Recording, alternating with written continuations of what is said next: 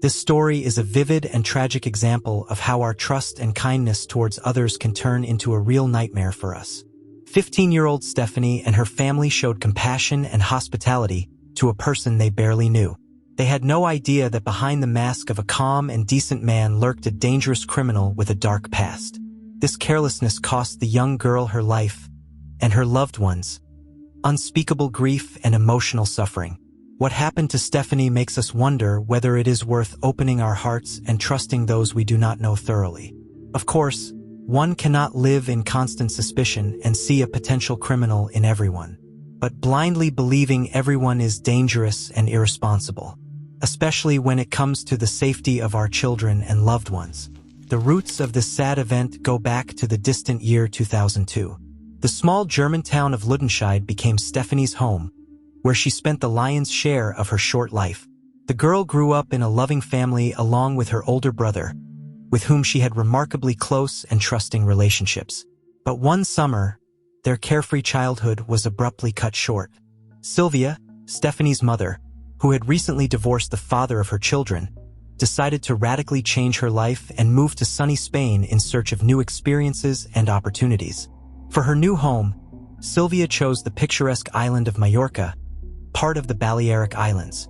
The woman was confident that this was the perfect place to start life from scratch and leave all the painful memories behind.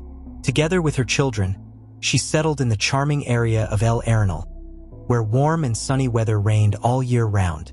Stefanie enthusiastically embraced this idea, because the change of scenery promised her new acquaintances, adventures, and vivid impressions. But she had no idea what a fatal role her mother's new lover, a man named Peter, whom she had met shortly before the move, would play in her fate. Initially, Sylvia went to Majorca alone, leaving the children in Germany under the care of their grandparents.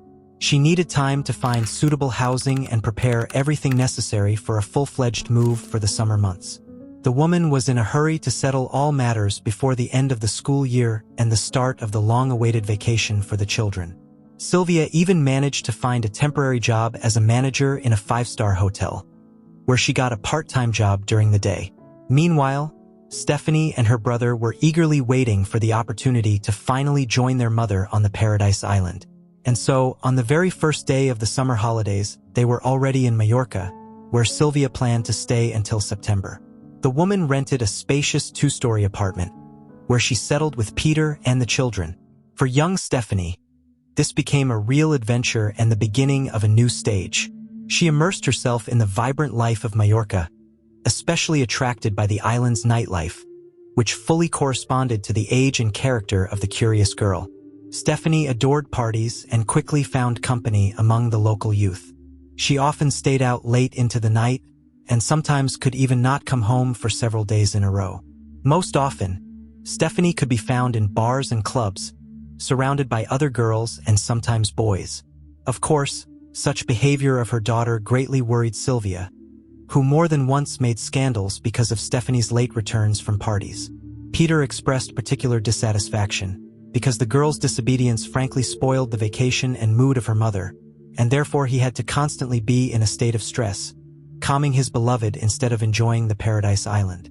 The man repeatedly tried to shame the teenager and restore order so that everyone would be comfortable.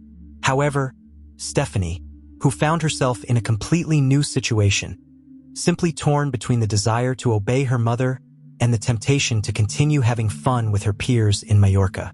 Stefanie understood that she made her family worry, but she could not help herself. Despite her rebellious nature, Stefanie still managed to reach an understanding with Sylvia. Of course, this led to a temporary cooling of relations between them. For several days, Stefanie sulked at her family, but deep down she was aware of their concern and unwillingness to compromise. Her frivolous behavior really gave cause for concern. In the end, Stefanie pulled herself together and promised to mend her ways. It seemed that peace and harmony reigned in the family again. Of course, for young Stefanie, it was unbearably difficult to give up an active vacation with her friends. Sylvia, in turn, suspected how far her daughter's fascination with nightlife could go. However, Stefanie had a weighty argument. Very soon the holidays would end. She would return to Germany and go back to school. Stefanie planned to enter university after graduating and become a veterinarian, so she begged her mother to let her spend more time with her friends while she had the chance, and promised to be more careful and always come home on time, without breaking the established rules. It took several serious conversations before Sylvia understood and accepted her daughter's arguments. On July 31st, 2002, Stefanie again asked for permission to go have fun with her friends. The prospect of a quick return to school became the decisive argument for Sylvia. Moreover, recently Stefanie's behavior had been quite adequate.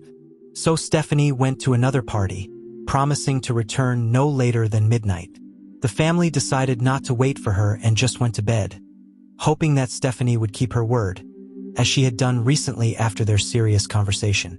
But in the morning, coming out of the bedroom, Sylvia noticed her daughter's bag thrown on the floor in the hallway. The woman immediately suspected that Stefanie had returned late at night, drunk, carelessly threw her things and went to sleep in her room. Deciding to take the bag to her daughter and at the same time check if everything was all right with her, Sylvia went to the girl's room. But instead of seeing Stefanie in bed, she was surprised to find the room empty. It seemed that Peter had woken up earlier than his wife, but he had not seen Stefanie either. Then Sylvia woke up her son, but he also knew nothing about his sister's whereabouts. The family began to worry again, as they often did before. But, in the end, there was nothing unusual in such behavior for Stefanie. After all, before she and her mother reached an agreement about night walks and late returns, Stefanie often stayed overnight with friends or girlfriends after parties and could not appear at home for several days. Sylvia was sure that her daughter Stefanie was up to her old tricks again and was preparing to make a scene as soon as she appeared at home. However, the mother was not too worried, because such behavior was quite usual for the 15-year-old rebel. But the longer Stefanie did not make herself known, the stronger the anxiety and panic in Sylvia's soul became. In the end, after a week of solitary searches, the exhausted woman dared to turn to the police.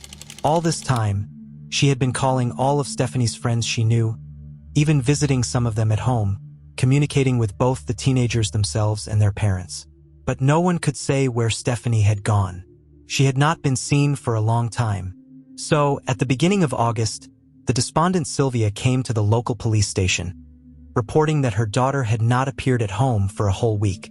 Given such a long period of absence, law enforcement officers immediately started an investigation. They also talked to Stefanie's immediate circle and her family. They questioned the security guards of nightclubs, tourists and waiters who worked and rested in the establishments that Stefanie often visited with her friends. But none of the witnesses could answer where the young beauty had gone. The main obstacle was the time that had passed. During this week, a lot of events happened in the lives of the interviewees. New parties were held every day, so many details could have simply been erased from memory. In order to refresh memories and, possibly, get new leads from local residents, the police, together with Stefanie's relatives, posted leaflets with her photographs all over the city. In the end, this brought some clues, but they turned out to be futile. In the end, the Spanish law enforcement officers put forward their first version, which they considered quite probable. They suggested that Stefanie, being drunk, could have gone for a walk on the beach and just fallen asleep somewhere there. Given the long absence of any traces of Stefanie, the chances of finding her alive were melting before our eyes. All this time, Stefanie did not even try to contact her relatives. She did not use her cards, phones, or messengers, which was extremely atypical for a teenager of her age. The version about the kidnapping had to be discarded, because during this period no one ever contacted the family with a ransom demand. The Marine police and helicopters joined the search, combing the coast and waters in the hope of stumbling upon a body. Loved ones continued to hope that Stefanie could still be seen alive. Perhaps she had just lingered with some new acquaintances. But deep down, everyone understood that the chances of her happy return were slim. There were no leads until the missing girl's mother started her own investigation. Sylvia had no particular choice of directions, so she decided to thoroughly search her daughter's room. The police had already conducted searches there in search of clues, but to no avail. However, the woman believed that she knew her child better than anyone, and therefore her chances of coming across something important were much higher. And it really worked. In Stefanie's diary, Sylvia managed to find a mention of a meeting with some young man named Marcus. The guy lived in Dusseldorf and, like Stefanie, came to Majorca to spend the summer. As it turned out, the newly made friends met at one of the beach parties in Playa de Palma. This information was confirmed by several of Stefanie's friends. Later, continuing the search in the room of her 15-year-old daughter, Sylvia came across a camera with an inserted film. It contained several photographs taken shortly before Stefanie's disappearance. The woman decided to develop the photos in order to look at them more closely. Meanwhile, the detectives relentlessly continued the active search for the missing girl. They managed to find two girls who were in Stefanie's company on the night of her disappearance. Both turned out to be sisters and said that they had been walking around bars and clubs together all evening. All three of them had been hanging out in Majorca since the first days of summer. The friends spent all their free time together, sunbathing on the beach during the day, and attending parties and various local establishments in the evening. It became known that on the same evening, the girls had fun on the beach together, and then went to a bar in El Arenal, where the sister's father worked. Finally, the law enforcement officers had something similar to a lead, which they decided to thoroughly investigate.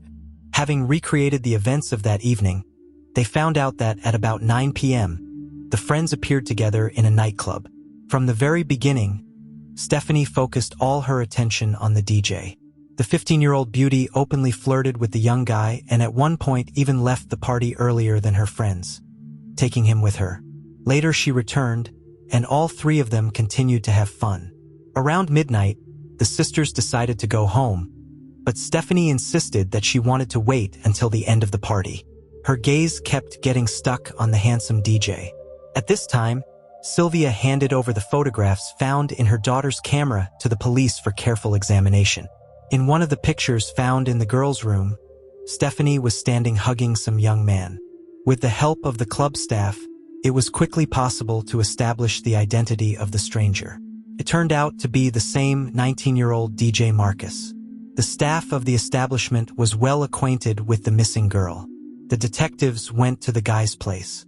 From the very beginning, Marcus behaved extremely nervously and reluctantly let the law enforcement officers into his apartment. During the conversation, the young man admitted that he had indeed seen Stefanie that evening. They had spent it together. Around 1 a.m., they both left the club when Marcus' shift at the DJ console ended. Marcus initially insisted that Stefanie had come to his house after the party and left after about an hour, but the police immediately doubted his truthfulness. After all, they found the missing girl's clutch bag in the guy's apartment, as well as clothes that exactly matched what she was wearing on that fatal night. Suspicions only intensified when suspicious dark red stains were found on the dress. Against this background, Marcus instantly turned into the main suspect, although he continued to insist that Stefanie had left his home safe and sound. According to the young man, Stefanie had spilled wine on her dress, so she asked him for something else to replace it. Of course, it all sounded extremely unconvincing, but the police still lacked sufficient grounds for arrest and charges. So, law enforcement officers sent the missing girl's clothes for examination. The circumstances of what happened to Stefanie remained a mystery, so the detectives relentlessly continued the investigation, focusing mainly on the DJ's personality. However, the case was progressing slowly. Only a month and a half after the girl's disappearance, on September 20th, 2002, a random witness turned to the police station. The man recalled that he had stumbled upon something suspicious on the territory of an abandoned farm in the El Arenal area. The detectives immediately went to the scene. It was a large house that had clearly been empty for a long time. However, shortly before that, some strange activity was noticed here. Inside the building, law enforcement officers found human remains. There lay a heavily decomposed female body, dressed in pajamas, underwear, and socks. Due to the terrible condition of the remains, the detectives were initially unable to identify them. But everyone had a suspicion that this was the same Stefanie who was listed as missing and whose search the police were so actively engaged in. It was necessary to carry out a DNA analysis. The results obtained were compared with the genetic material of Stefanie's mother. This made it possible to confirm that the body indeed belonged to the 15-year-old schoolgirl from Germany. There was no doubt left, the girl was brutally murdered. Now the detectives faced a new task to find out who could be behind this brutal massacre. The version about the DJ's involvement in the murder could not be proven. Despite Stefanie's things found in his apartment, there was no evidence that the attack on the girl had happened there. The red stain on the dress did indeed turn out to be wine. The friends confirmed Marcus' story about changing clothes. The guy did not lie. But who then could have attacked the young beauty? By that time, Stefanie's family had already returned to Germany. Her brother resumed his studies, and Sylvia went to work. Law enforcement officers decided to check the immediate circle of the deceased more thoroughly. There was every reason to believe that she did return home that night. After all, somehow her camera and bag ended up there. The greatest attention was drawn to Peter, Stefanie's mother's boyfriend, who lived in the same house with them. As you know, the man was extremely dissatisfied with the behavior of the rebellious teenager. Stefanie's carefree life greatly troubled her mother, so Peter often lashed out at Stefanie when she was late home or ran away to another party. He was summoned for interrogation at a police station in Germany. At first, Peter categorically refused to admit his involvement in the disappearance and death of the schoolgirl. However, communicating with him helped to turn the investigation in the right direction. After some time, the man shared interesting information. It turned out that in the same period when the family was renting an apartment in Majorca, they had a neighbor named Torsten. He was a 40-year-old German. Sylvia met him shortly before the children arrived on the island. She agreed to settle him in the apartment secretly from the landlords in order to reduce the total rent. That is why Peter did not tell the police about this earlier, because such rental of real estate was illegal. Stefanie's mother's cohabitant was afraid of problems with the law, but insisted that the tenant seemed to be a decent, calm man from whom no troubles were expected. Now the Spanish police took a closer look at the new person involved in the case. At that time, he lived in the German city of Wuppertal and had a turbulent criminal past. He had previously been convicted of robberies and sexual assaults. But the most shocking thing was that shortly before meeting Stefanie's family, Torsten had escaped from prison and was wanted. He was considered a particularly dangerous criminal. The police of Spain and Germany joined forces, because at that time the suspect had also left Majorca. As expected, the man could not be found at his place of residence in Germany. Law enforcement officers began to track him down, communicating with local residents, in particular with his neighbors. Pretty quickly, a 50-year-old auto mechanic turned to the police. According to him, in February 2003, Torsten came to him in a white Volkswagen minibus. He asked to install an additional emergency light signaling system above the driver's cab, to paint the body in bright colors. In addition, the main suspect wanted to tint the windows with film so that even with bright lighting it would be impossible to see him from the outside.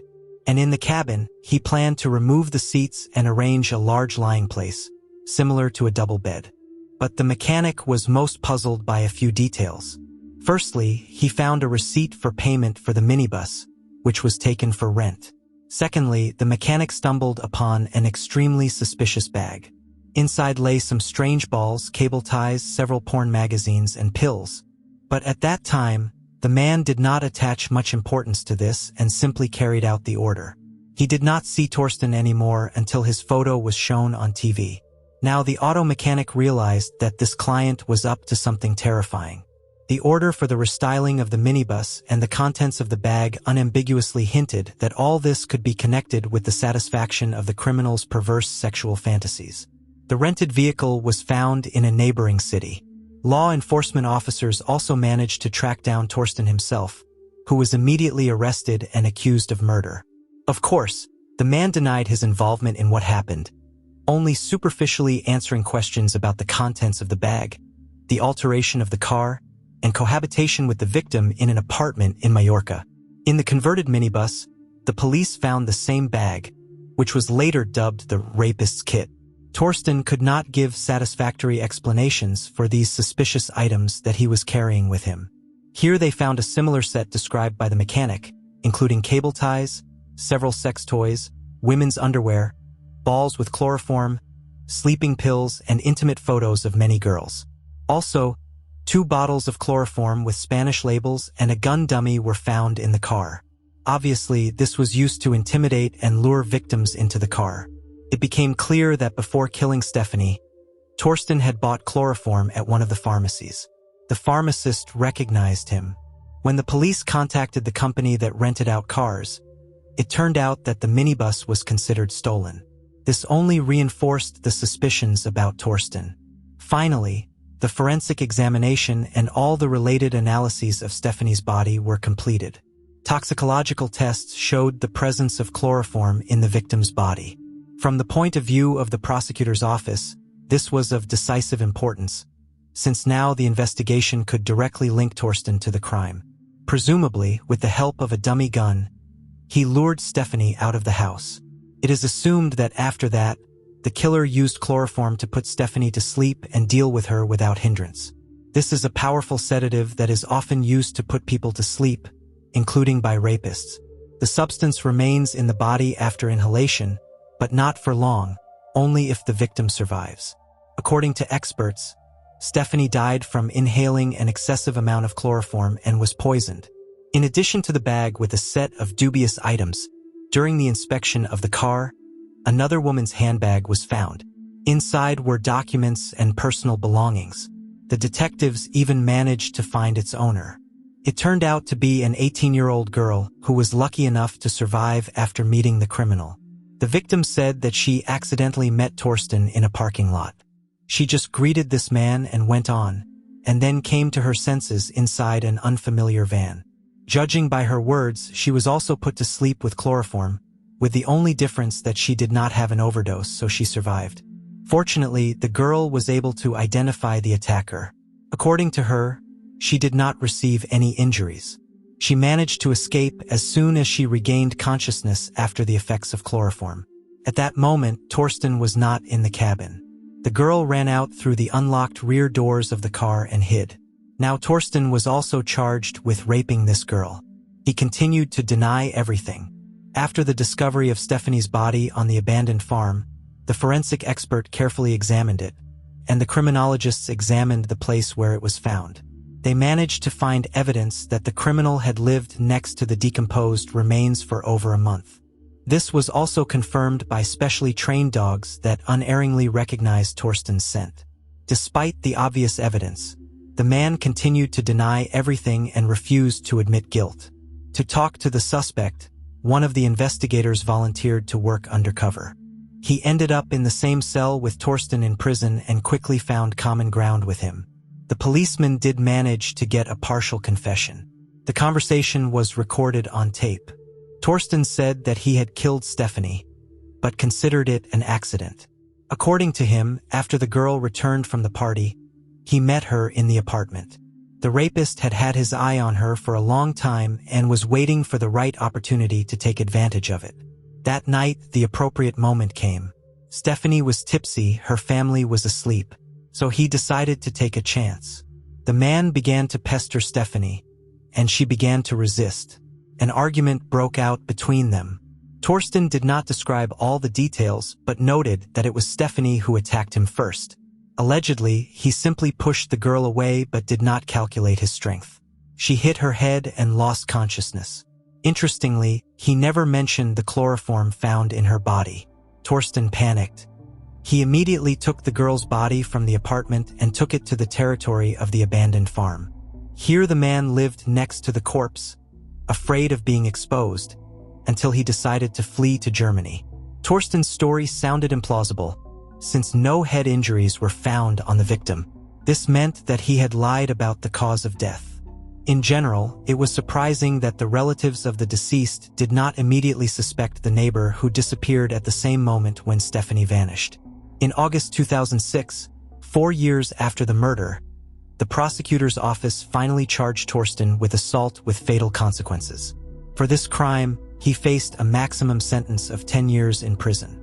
The prosecution insisted on the most severe sentence. The lawyer argued that Torsten's confession was obtained by deception, so the recording could not be used to press charges. In addition, according to the defense attorney, Stefanie's body was accidentally contaminated with chloroform after death, Although this version sounded absurd, now it had to be refuted. All this required additional research. Since then, it has been possible to rule out the accidental nature. According to criminologists, the chloroform content in the blood was too high for an accident. It was believed that the criminal had deliberately poisoned the schoolgirl so that she would not turn him in to the police. The prosecutor's office also believed that Torsten's confession was obtained lawfully, and this was enough to press charges. Psychiatric examinations were conducted, and the defendant was diagnosed with an antisocial personality disorder and pronounced narcissistic character traits. The lawyer insisted on leniency since Torsten had had a difficult childhood. Shortly after his birth, his parents divorced. Childhood was spent in a dysfunctional environment. Several cruel stepfathers were changed. In the end, his mother also abandoned him. A series of foster families began. Because of this, he moved a lot, often changed schools, and therefore could not build long-term relationships with anyone in his entire life. Torsten had no people who considered themselves close to him, no friends. His biological mother periodically appeared in the boy's life and then disappeared again. According to the lawyer, all this shook Torsten's psyche from an early age. He simply did not know what kindness, love, and parental care were, and this largely influenced the formation of an antisocial personality structure. It was difficult for him to fit into new collectives, so there were always problems with other children at school. He was often bullied, and all this ended in constant conflicts. After the first hearings, 44-year-old Torsten was sentenced to 10 years in prison, the maximum possible term. The defendant and his lawyer did not agree with this decision. The defense attorney continued the fight, and he managed to get a review of the case. The judge decided that the accused confession, made in an illegal way, would not be used as evidence. Despite this, the rapist and murderer was still convicted, only now to 11 years in prison. The jury concluded that he was guilty of an intentional assault that led to the girl's death. Plus 1 year was added for concealing evidence. With the help of court evidence, the prosecutor's office managed to convince that the military man was waiting for the victim in the apartment. She returned and even changed into her pajamas to go to bed. But then he attacked her, raped her, and then killed her to hide the traces of the crime. Wishing to preserve the victim's body, the military man took her to a farm located nearby. Here Torsten lived next to the body for over a month, afraid of being exposed. At the same time, he actively participated in all search operations, was involved in almost all raids, and also provided powerful support to the missing girl's family. Of course, all this was done in order to deflect suspicion from himself. Until the moment of the criminal's detention, Stefanie's family did not know that they had let a person who had escaped from prison in another country into their apartment. He was accused of several robberies, as well as an attack on another girl on sexual grounds, which was also carried out with the help of chloroform. In prison, Torsten was an exemplary prisoner. He was even an assistant to a priest. For another attack, he generally received a suspended sentence. He served his sentence and was released after 11 years.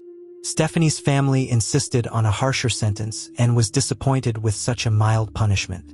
A similar position was taken by the police in Spain and Germany who participated in the joint investigation. They believed that Torsten was a ticking time bomb. This horrifying Brazilian story, reminiscent of the plot from the famous movie Parasite, shocked everyone with its inhuman cruelty and the cynical disposal of the victim's body, becoming one of the most high-profile crimes in the country.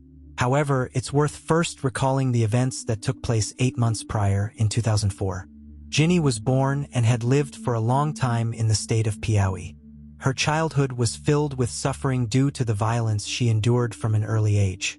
In search of a better life, the 9-year-old girl left her hometown with her family. But in the new place, Jinny had to endure abuse again, this time from her stepfather, until she turned 13. It was then, while walking through the San Sebastian Fair, that Jinny met a stranger named Bernardinho, who was much older than her. The man offered Jinny a job as a waitress at a party in a local club, promising a payment of 400 reais, about $80, per shift and a position as a maid. Considering the family's difficult financial situation and her parents' demands for their daughter to bring money home, Jinny accepted the tempting offer. The very next morning, the 13-year-old girl, accompanied by Bernardinho, set off on her first work assignment. Everything seemed to be going as well as possible. But on the way, they were caught in a rainstorm, forcing them to seek shelter under a tree near a lake on the south side of the city. As soon as the rain subsided, the impatient Jinny hurried along the path by the water when she suddenly received a strong blow to the head. In a semi-conscious state, Jinny saw that the attacker was none other than Bernardinho. Having brutally beaten and raped Jinny, tying her hands with her own underwear, the man threatened to kill her. Miraculously breaking free, Jinny rushed to escape, but the only safe path was through the lake. Not knowing how to swim, she still jumped into the water and hid among the coastal thickets, listening for 20 minutes as the rapist tried in vain to find her. Finally, deciding that the victim had drowned, he left. Making sure there was no longer a threat, the beaten but alive Jinny emerged from her hiding place. Seeking help, she was afraid of running into her abuser again until she saw a police car. The officer took the 13-year-old Jinny to the station, where she told them about the crime committed by an unknown man named Bernardinho. However, Jinny asked them not to tell her parents, as she was afraid to return home, where she had endured years of abuse from her stepfather, while her mother was completely indifferent. Upon learning this, the police took Jinny away from the dysfunctional family and placed her in a boarding school. Despite the bad reputation of such institutions, life here was much better for her than all the previous 13 years. The boarding school turned out to have many children with a similar experience of violence. Jinny continued to cooperate with the police, as she had repeatedly seen Bernardinho riding his bicycle and regularly meeting his son near the school. And he, smiling, would wave at Jinny, which filled her with fear. However, law enforcement officers were in no hurry to detain the criminal. All this time, Jinny lived in constant horror and despair, because the rapist, prone to violence, managed to avoid punishment and could attack her again at any moment or harm someone else. Despite Jinny's testimony, the police stalled the case. The man who had beaten and raped a 13-year-old child half to death was never brought to justice. Perhaps if the police had shown more diligence and professionalism, Jinny would have remained his only victim who was lucky enough to miraculously survive. But impunity only emboldens criminals, so soon Bernardinho committed a new attack, this time with a tragic ending. His victims were sisters Maria Fernanda and Maria Claudia, 21 and 19 years old respectively, daughters of the couple Cristina and Marcus Dell'Isola. Both girls were pursuing higher education at university. They grew up in a loving and affluent family. From an early age, the elder, Maria Fernanda, had heart problems, undergoing several surgeries and requiring constant treatment, so visits to the hospital became a routine for her. The sisters studied at Majorca, where their father held the position of director and their mother taught. Seeking to improve the living conditions for their daughters and provide each with a separate room, the Dell'Isola couple decided to purchase a spacious home in the quiet Lago Sul neighborhood.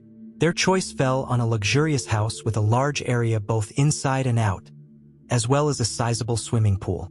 Thanks to the family's financial stability, such a purchase became quite attainable. But to maintain order in the new residence, Cristina and Marcus decided to hire domestic help. And here, on the advice of a grandmother, another resident appeared in their lives. In 2002, Maria Claudia's mother met a young man named Bernardinho in Salvador, whom she described as an extremely decent and hardworking person. Based on these glowing recommendations, the family decided to hire him as a caretaker. Settling under their roof, Bernardinho performed minor household chores, looked after the garden and pool, which quickly earned him the favor of his employers. Thanks to his impeccable reputation, he received many privileges and actually became a trusted person in the family. When Cristina was promoted at work, she wanted an assistant for simple household chores, cleaning and cooking. Then Bernardinho told her about his girlfriend Adriana, an extremely domestic and tidy woman who, living in poverty on the outskirts with 2 children, desperately needed a job for a better life. Despite Cristina's doubts about the ability of a mother of 2 toddlers to cope with her duties, Bernardinho's persuasiveness and the great trust in him did their job. The hostess agreed to meet the candidate. Adriana came to the meeting with her 5-year-old son. Usually, children of this age are noisy and problematic, but the boy turned out to be surprisingly sweet and calm, winning the hearts of the wealthy family. So the new housekeeper, along with her older son, settled in the employer's home, leaving the younger one with her parents. Adriana also quickly got along with the hosts. In conversations, she often complained about her difficult life, filled with cruel treatment of her and her child, emphasizing how much better she was here. Touched by the suffering of Adriana and her son, whom they accepted as their own, Christina and Marcus, holding significant positions at the local school, decided to help the poorly educated housekeeper get a diploma. To this end, they offered Jinny to go back to school, where Marcus was the principal, promising comprehensive support. The head of the family even assured Adriana of receiving a social scholarship for the period of study, and she agreed to this proposal. Undoubtedly, the family showed genuine kindness and selflessness, making every effort to improve the housekeeper's life. The conditions provided to Bernardinho and Adriana were truly luxurious for servants.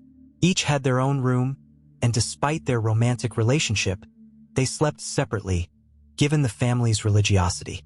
These people received everything: a roof over their heads, respect, work, money, and assistance in obtaining an education. But, having worked for Christina for less than a year, Adriana began to quarrel with Bernardinho. The relationship between them deteriorated so much that soon the housekeeper asked to be let go home, to her small homeland. Upset by this news, Christina, who had managed to become close with Adriana and her son, did not prevent the young mother from building her own life. But the return to Bahia did not bring the latter the expected comfort. Again, there were difficulties with work and a miserable existence. In the end, the woman wrote a letter to Christina, begging to give her another chance and allow her to return. Taking pity, the former employers invited Adriana again. She came with her son, settling in the same room as if she had never left. The duties, pay, and warm attitude of the family remained unchanged. It seemed that everything had settled down, when suddenly a terrible tragedy occurred. On December 9, 2004, Maria Claudia woke up later than everyone else, slowly getting ready for classes. Her sister was in the hospital under the supervision of her father, and her mother was already at work. Maria was simultaneously studying at 2 universities, in the pedagogical and psychological faculties. That day, in addition to studying, she also had to visit her sister in the hospital. Around 9 in the morning, Maria called her mother, informing her that she would go to university with a friend in her car. This seemed strange, because usually Maria used her own transport. However, having no reason to object, Christina agreed and wished her daughter a happy journey. But when the parents returned home for lunch, Maria was nowhere to be found. And around 2 o'clock in the afternoon, a classmate called, asking why she had missed classes. This raised serious suspicion. Maria had disappeared, friends did not know her whereabouts, and none of the domestic staff could say where she had gone. According to Adriana's testimony, she only saw an unknown car drive up to the house. Maria quickly got into it and left. This version was confirmed by Bernardinho, but no one could provide more precise details. On the same day, the assistant disappeared from the house, allegedly going to the store for groceries, and no longer made contact. The parents were worried, because their daughter was supposed to go to the hospital, but they hadn't heard anything about her there either. All this greatly alarmed the mother of the missing girl, so at 5 o'clock she filed a missing person report with the police. It cannot be said that the detectives immediately set about searching for Maria. In fact, they reacted to the statement rather reluctantly, believing that she was spending time with friends and would return home on her own later. Only after 3 days did the police visit the family's home, suspecting that Maria had not actually left anywhere. After examining the missing girl's room, they were convinced that all her things remained at home. There was a possibility that, in the absence of relatives, something bad had happened, such as Maria's abduction. During a search of the house, law enforcement officers discovered a small room in the basement, from where a disgusting stench emanated and large carrion flies swarmed. This storeroom, built quite recently, was used to store construction tools. There was loose soil there, at the level of which the smell became unbearable. A little deeper, the detectives came across the mutilated remains of a young girl, whose death was clearly not natural. Suspicion instantly fell on the domestic staff, who had been in the house all day during Maria's disappearance and could not help but see what had happened to her.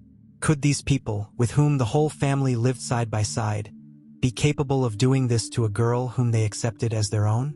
The body was found naked, with a plastic bag on the head, tied around the neck. The hands were twisted behind the back. The victim had been brutally beaten. In addition, there were traces of sexual violence. Obviously, the criminal was not too concerned about hiding evidence or simply did not understand that traces of his male fluid would make it easy to identify the attacker. The detectives could not simply invite the missing girl's parents to identify her in the basement. It would be unethical. Therefore, the body was taken for identification and examination. After analysis in the forensic laboratory, it turned out that the remains belonged to Maria, and the genetic material found on her body matched the DNA of the 30-year-old household assistant Bernardinho. This is where the puzzle pieces fell into place. Bernardinho never returned after Maria's disappearance. Now it became clear why he had hastily fled the scene. The criminal was hiding from the police. This scoundrel turned out to be a hypocritical traitor who repaid kindness with murder. But this was not the real goal of the villain. Since he started working in the Dell'Isola family's house, a robbery plan had matured in his head. After all, this wealthy family clearly had something to profit from. Gradually, Bernardinho learned about the owners having a safe. Approximately 8 months before the tragedy, he began actively searching for and trying to guess the code for it, but to no avail. In the end, the caretaker managed to find out this information during the torture of Maria before her death. Bernardinho not only killed and raped Maria, but also stole about $2,000. Before fleeing with the money, he visited his other girlfriend, pregnant by him, who lived in the nearest suburb of Taguatinga. After that, the scoundrel got into a taxi and went to Bahia. It was decided to involve law enforcement officers from 2 cities at once to search for the killer. In fact, it was not difficult to track down the murderer, because he was not too concerned about disguising himself and hiding traces. Despite the considerable amount that the suspect wasted on a taxi ride to another city, the police tracked him down and were literally on his heels. The escape only delayed the search. Obviously, the brutal rapist was furious with impunity. Earlier, he had nearly killed a 13-year-old girl, and now he had condemned a 20-year-old student to death. The criminal thought that he would get away with it, but the first witness to the police provided a wealth of valuable information. The housekeeper Adriana came to the station and, sobbing, described the events leading up to the brutal massacre. When the man set about implementing his insidious plan, he, like 8 months ago, struck Maria Claudia from behind on the head. After that, Bernardinho began dragging her to the basement so that the screams would not attract the attention of neighbors. On the way, he ran into Adriana. According to the assistant, Bernardinho threatened her with death, trying to force her to help rape and kill. Maria Claudia desperately resisted, so the attacker ordered Adriana to tape the victim's mouth shut, tie her hands, hold her legs, and he himself put a plastic bag over Maria's head. Adriana tried to persuade the killer to stop all this, but he threatened to kill her along with her 5-year-old son, so she fell silent and obeyed. The woman was unable to prevent the violence that the owner's daughter was not destined to survive. After this confession, the housekeeper was arrested and taken into custody as an accomplice in order to clarify her true role in the crime. Now it remained to catch the killer himself. This was helped by his own inattention and carelessness in hiding from the authorities. In Bahia, Bernardinho was carelessly resting on the beach, drinking on stolen money, not thinking about anything. It was there that the police managed to track him down and detain him. The detectives kept silent about the testimony of the rapist's former girlfriend in order to hear his version of events. Bernardinho said that on the day the owner's daughter disappeared, he had a conflict with Adriana. Allegedly, the housekeeper was dissatisfied with the mess in the house, which he did not want to clean up. In response, Adriana harbored a grudge and decided to take revenge, so she killed the mistress's daughter. According to the man, in many ways this was caused by her jealousy. After all, Maria Claudia was beautiful and wealthy. Another version was that the housekeeper was jealous because the young lady had no children, while Adriana herself was already burdened with them and could not cope. However, his story sounded completely implausible. During cross-examination between the two main suspects, a fierce dispute broke out. Every time they spoke to the police, they began to shift the blame onto each other and change their testimony. Heated discussions arose, but it was obvious that Bernardinho was primarily involved in this bloody massacre. Later, he changed his testimony and admitted that he had acted together with Adriana. On that fateful morning, the two of them were left at home with Maria and heard that she was going to leave with a friend. Instantly, a plan of attack matured in their heads. Deciding that this was a great opportunity to settle scores with Maria and put all the blame on her friend, the servants could not miss such a chance. The assistants lured their victim into the kitchen, where Adriana pounced on the young lady and began pounding her on the head with a stick. Maria begged them to stop, but no one listened to her. Soon Maria lost consciousness, and then they immobilized her. On Adriana's instructions, Bernardinho repeatedly raped Maria in a perverted way, and then strangled her. All this time, the housekeeper helped him mock the victim, holding her down, and then they put a bag over her head to collect the blood and hid the body. Adriana thoroughly cleaned the kitchen, destroying all traces of the crime. According to him, both participants in the massacre had their own motives. For Adriana, it was envy and jealousy of the murdered woman, and for Bernardinho, it was lust for the victim and a thirst for profit. The deceased's family was shocked by the names of the killers. They could not believe that these people were capable of such a crime, because they trusted them so much. For 3 days, from the disappearance of their daughter to the discovery of her body, the parents, together with the housekeeper, prayed for Maria's safe return home. The cold-bloodedness and cynicism of the criminals was staggering. The Dell'Isola family could not live in the house where their daughter was killed, and moved to a new place to start over. The parents found solace in religion. Near their new home, they built a small chapel in memory of their daughter, where they prayed for her every day. Less than a year before this crime, Bernardinho had already appeared in a similar story, where a 13-year-old victim miraculously escaped death at his hands. However, it seemed that the police ignored these facts, which incredibly angered the deceased's family. The suspicions were only confirmed, as other episodes gradually surfaced where Bernardinho could have been the rapist attacker. However, it was problematic to prove his involvement, since the cases were not investigated openly. For this reason, it was difficult to say for sure whether the criminal had victims before the murder of Maria Claudia and the attack on Jinny. The deeper the investigators delved into Bernardinho's biography, the more convinced they became of his guilt. The criminal history of the Dell'Isola family's caretaker began much earlier and with much smaller misdeeds. Bernardinho was born in 1974 and grew up in a family with 3 brothers in an atmosphere of poverty and cruelty. As a teenager, he became involved in theft, and then it began to be repeated with astonishing regularity. Bernardinho began to engage in petty theft, secretly stealing wallets on buses and on the streets. He was not properly punished for these offenses when he referred to his difficult childhood. Gradually, impunity led to the commission of more serious crimes, and now Bernardinho was caught in a serious armed robbery, which started a cycle of criminal episodes that ended with a bloody massacre of an innocent girl. By that time, he already had 4 children, and his next beloved was pregnant. Bernardinho justified his behavior by saying that he was trying to provide a decent life for himself and his children through theft. That is why he perceived the family of kind-hearted owners solely as a source of income. From the first minutes of communicating with them, he was only interested in money. However, despite obvious alarming signs, the police worked poorly. Both suspects in the murder of Maria were arrested and taken into custody for the duration of the investigation, having been charged with kidnapping, theft, rape, murder, and concealment of traces. At this time, evidence was being collected to prove their involvement in the murder, so the rules on non-disclosure of the essence of the accusation applied to them. The couple calmly waited in prison for the hearings to begin. There were no conflicts with other prisoners. The preparation of the case materials and the development of the prosecution tactics dragged on for years.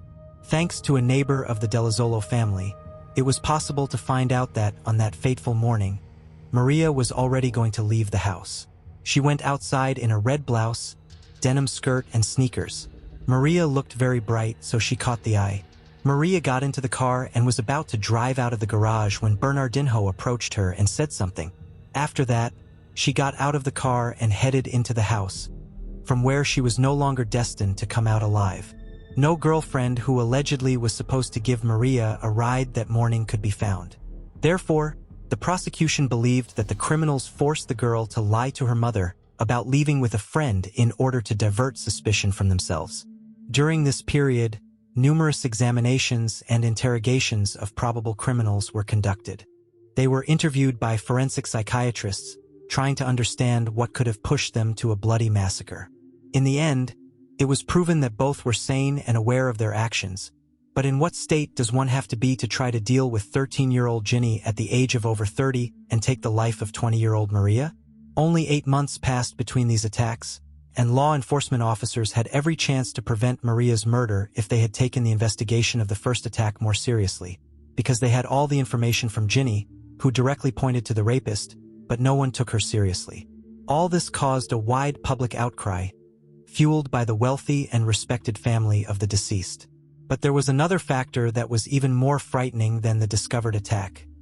There could have been significantly more victims. In recent years, Bernardinho had been constantly moving from city to city, making do with temporary earnings and theft. In the stories of the two victims, a clearly practiced behavior can be traced. He deceived everyone and offered to go with him under one pretext or another. The criminal knew how to gain trust and lull vigilance. Finding himself alone with the victim, Bernardinho would let her go ahead, and then deliver a powerful blow to the head from behind, disorienting her for a while. This was enough to immobilize the victim. At the same time, he brutally beat the girls and always committed acts of a sexual nature. Usually, such coordinated behavior is characteristic of serial killers and maniacs who have already managed to work out the mechanism of crimes on numerous victims. However, the same Brazilian justice system prevented proving Bernardinho's probable involvement in other similar disappearances of girls in the country. Fortunately, this time the prosecution had all the trumps to put the scoundrel behind bars for a long time and seriously.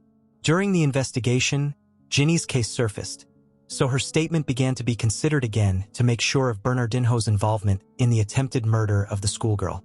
For this crime, the scoundrel was sentenced to another 15 years in prison. Despite everything, Bernardinho also petitioned for a semi-open regime, having served only 9 years of the assigned term. And in 2016, his request was granted. Now he works outside the prison and sleeps behind bars at night. Such cases cause a lot of controversy regarding the judicial system of Brazil, where several strange laws are in effect at once, which allow criminals to receive unreasonably lenient punishments for serious crimes. There, you can earn decades of imprisonment, but later achieve a mitigation of the sentence and an improvement in the conditions of detention, and sometimes even get released altogether. The family of the deceased was extremely dissatisfied with the sentence and the indulgences for the criminals. Maria Claudia's mother created a support fund for women and families who have become victims of violence. During the trial of the killers, they managed to collect donations of over 10,000 Brazilian reals, that is, about $2,000. Nowadays, this is not too much, but at the beginning of the 2000s, the amount was considered quite substantial. The family of the deceased gave all this money to charity. Later, a fund appeared that is now working on raising funds for those in need. In memory of their deceased daughter, the Dell'Isola parents named the library at the college where they once worked after her. On March 6, 2022, Maria's father passed away. He lost the battle with cancer, but he managed to become a grandfather to 2 grandchildren born to his elder daughter. Maria Fernanda followed in her parents' footsteps, creating a strong, friendly family, becoming a full-fledged member of society, despite the fact that marginals so brutally ruined their lives. This chilling story about the brutal murder of young Maria Claudia Dell'Isola and its backstory with the attack on 13-year-old Jinny shook the entire Brazilian society. It exposed not only the inhuman cruelty and insidiousness of the criminals Bernardinho and Adriana, who betrayed the trust of their benefactors, but also the serious flaws in the country's justice system. Overly lenient laws and police inaction allow murderers and rapists to avoid just punishment and go free. This case is a painful reminder of the importance of vigilance, reforming the judiciary, and supporting victims of violence. Despite the tragedy, the Dell'Isola family found the strength to live on, creating a fund to help victims and naming a library after Maria Claudia. Although the justice system has its flaws everywhere, in some places its imperfections are particularly glaring. Under such conditions, investigations can drag on for years without apparent reason, obvious criminals are acquitted, and achieving justice becomes nearly impossible. Scarlett Keeling was born in July 1992 in Great Britain. Her mother Fiona gave birth to 9 children from 5 different men. But none of the fathers ever played a significant role in their lives. The large family, consisting of the mother and 9 offspring, subsisted mostly on government benefits. Fiona also worked odd jobs. The children were homeschooled, living in a troubled area of Devon, in the United Kingdom. At their disposal was a small plot of land with a modest house and several trailers, where all the children and their mother were crammed together. Fiona's first child was a boy named Halloran. At the time of the tragic events, he had turned 19 years old. 2 years later, Silas appeared, and 2 years after that, the third child was born, a girl named Scarlett. These 3 were from Richard Keeling, a man of Libyan descent who worked for a construction company. When the parents' relationship was just beginning, they both lived near each other in Hertfordshire. But shortly after their daughter was born, they separated. Next, 2 girls were born, Marilyn and Kiss. The age difference between them was barely over a year. When the tragedy occurred, the first was 13 and the second was 12. Their father, Chris Osborne, was involved in trading at the time of their birth. But this relationship didn't work out either. Next, Isaac and Kate were born, who were 10 and 9 years old respectively at the time of the tragedy. It turned out that their biological father was Paul, a market trader who accidentally met Fiona during her trading in London. There she sold army gear, while her latest lover sold ceramics.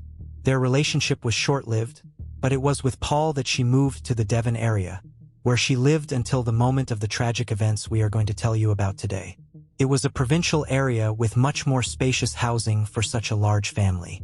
The mother wanted to expand the space for the growing generation. After moving to Devon, the relationship with Paul continued, but they were doomed to fail almost from the very beginning. The couple had disagreements and serious conflicts. They continued to live together only for the sake of a roof over their heads, completely refusing to pay rent. Of course, eventually the story's protagonists were evicted. It was then that the relationship with Paul ended. Later, Fiona had 2 more children, Trinity and Aurora, born a year apart. The large family was forced to cram into a small apartment provided by the state. During this period, she met a man named Adam Foster, who worked as a contractor laying floors. The last 2 children were from him. But this time, the relationship didn't last long either. After another breakup, Scarlett's mother found herself a single woman with 9 children in her care.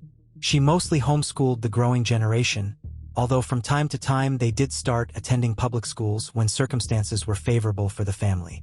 During this period, everyone described the Keelings as decent, polite, and tidy children who demonstrated their abilities and did not arouse any suspicion that their mother might be treating them badly. Time passed, the teenagers grew up, and not in the most favorable conditions, given their life circumstances. Fiona did her best to give them everything they needed, but supporting 9 children alone is an almost impossible task. Fiona herself was repeatedly caught consuming alcohol or drugs. She tried her hardest to protect the growing generation from these harmful addictions, but they could only afford to live in marginal areas where the local contingent left much to be desired and many used prohibited substances. The residents set a bad example for her children. Scarlett grew up and began to show interest in the forbidden aspects of life. Fiona knew that her daughter had smoked pot a few times. Some of Scarlett's friends said that the girl often ran away to raves, where she hung out, including in dubious company. She often smoked marijuana and drank alcoholic beverages. According to her mother, Scarlett looked older than her age. At the age of 14, Scarlett began dating boys. Fiona found out about this and insisted that her daughter visit a free clinic and get contraceptives. Despite the difficulties the woman faced in her life, she still sought to protect her children from troubles and early pregnancies. According to those close to her, Scarlett was an active and cheerful girl, a beauty who attracted a lot of attention. She loved horses and swimming, dreamed of joining an artistic troupe and devoting herself to creativity. In 2006, a man named Rob Clark appeared in Fiona's life. He was wealthier than the woman's previous chosen ones. A year later, the couple began to make plans. They decided to go on a trip with the children and chose India. Their intention was to visit the famous resort of Goa and stay there for a long time, to explore the country for about half a year. The choice fell on Goa for a reason. Rob had been there more than once and was in love with this resort. For Fiona, Rob's proposal came as a real surprise. She had never left the country before, so this adventure was to become a huge adventure for the entire Keeling family. The woman hesitated for a long time, and it was not only the trip itself that worried her. The long journey required a considerable sum of money. Fiona's eldest son decided to stay in Britain due to problems with documents, so they had to feed 8 children and 2 adults for at least half a year. The woman did not want to depend entirely on the man, so she decided to partially pay for the trip herself. She used her savings, sold some of her things, and also took a certain amount from the allowance. Finally, everything was ready. It took a lot of time to get ready, pack things, and pay for the trip. The whole family was terribly excited about the upcoming journey. The trip began at the end of 2007. In November, Rob, Fiona, and their 8 children set off for Anjuna in Goa. This was the first stop of the planned trip. The place was a quiet coastal town, which is also one of the most famous beaches in the country. Many know how widespread the hippie culture is here.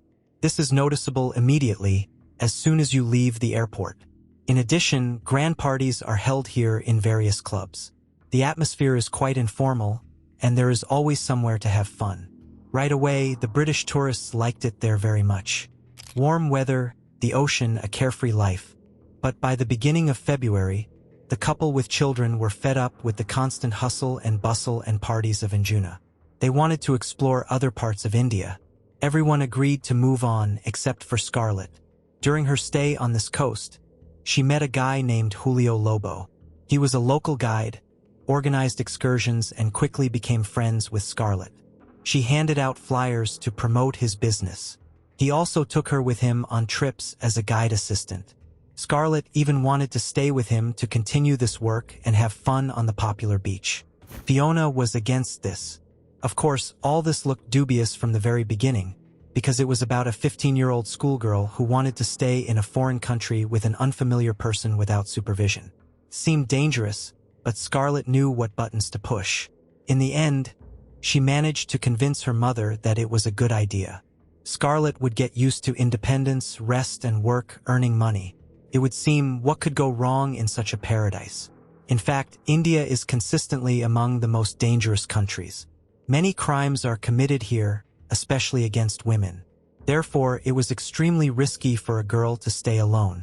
Fiona has always been very indulgent with her children.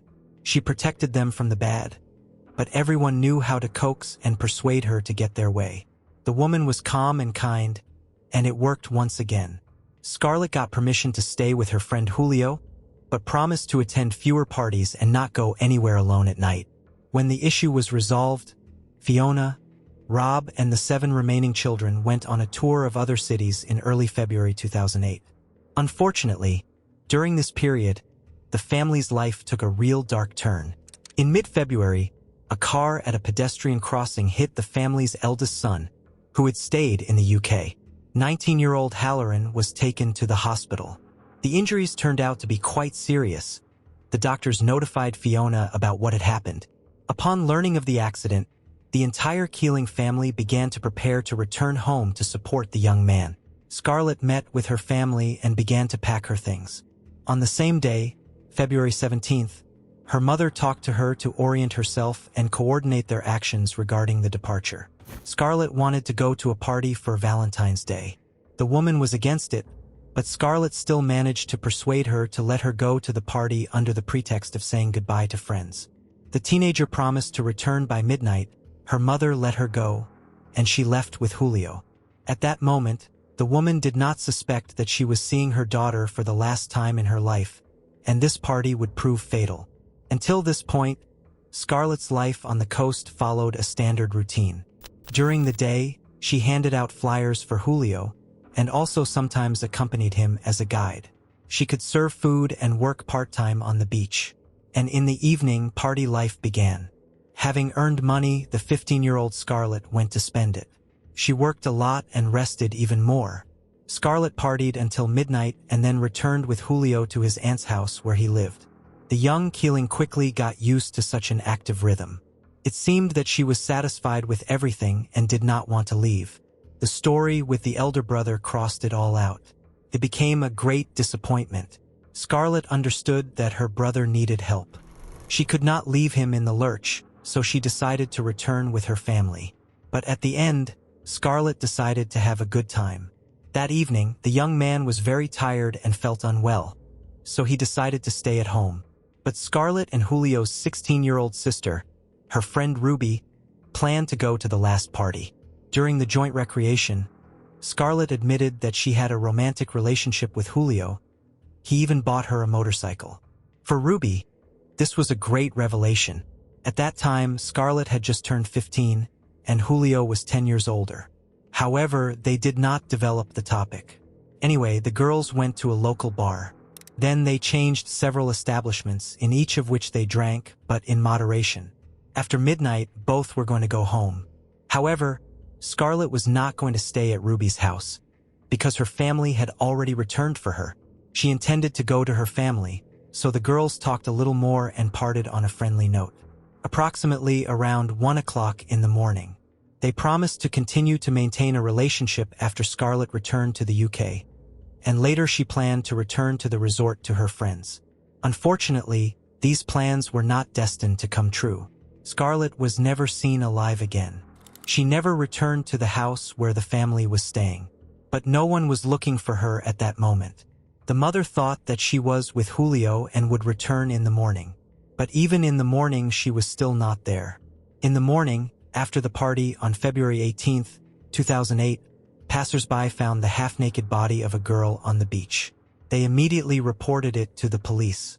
The deceased was identified as 15-year-old Scarlett Keeling. The mother was notified. The woman, who was already depressed due to her son's condition, almost fainted from horror. She pulled herself together a little and immediately went to the scene of the tragedy. During the initial investigation, the police stated that the body was found floating in the water, so the cause of death was recognized as accidental drowning. Despite the fact that obvious traces of violence and beatings were found on Scarlett, law enforcement officers in India believed that she had simply gotten drunk on the beach, fell asleep and drowned. Of course, the mother protested. She was ready to seek justice. Unfortunately, at this stage, the absurdity of the local justice system began to manifest itself. It took Fiona 4 weeks of daily struggle to get the case reopened and the decision reconsidered. She visited the morgue where her daughter's body was kept, photographed it to have evidence of her words. The woman seriously feared that the incident would simply be hushed up. The grounds were weighty because the police claimed that it was an accident. They, of course, wanted to hush up the incident so as not to scare away tourists and so that the resort would not suffer. Fiona was sure that the numerous bruises on her daughter's body, including serious injuries in the genital area, clearly indicated a violent death. She also had no doubt that her daughter had been raped.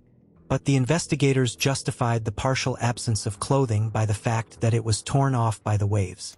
The police explained the bruises on Scarlett's head by the fact that she hit herself on sharp stones at the bottom. The girl's things, it seemed, were not particularly searched for. Realizing that no one would help with the search, the woman continued to seek justice. She herself spoke with several witnesses and even examined the place where her daughter was found to find some evidence.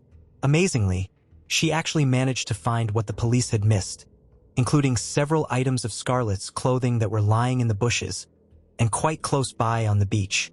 The second autopsy, along with a toxicological examination, was carried out a month after Scarlett's death, at the end of March 2008.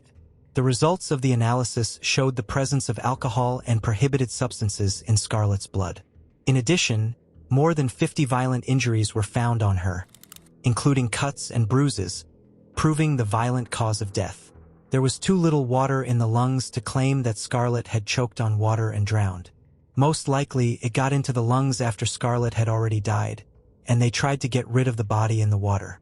A more detailed toxicological analysis of the blood revealed the presence of not only light but also heavy prohibited substances.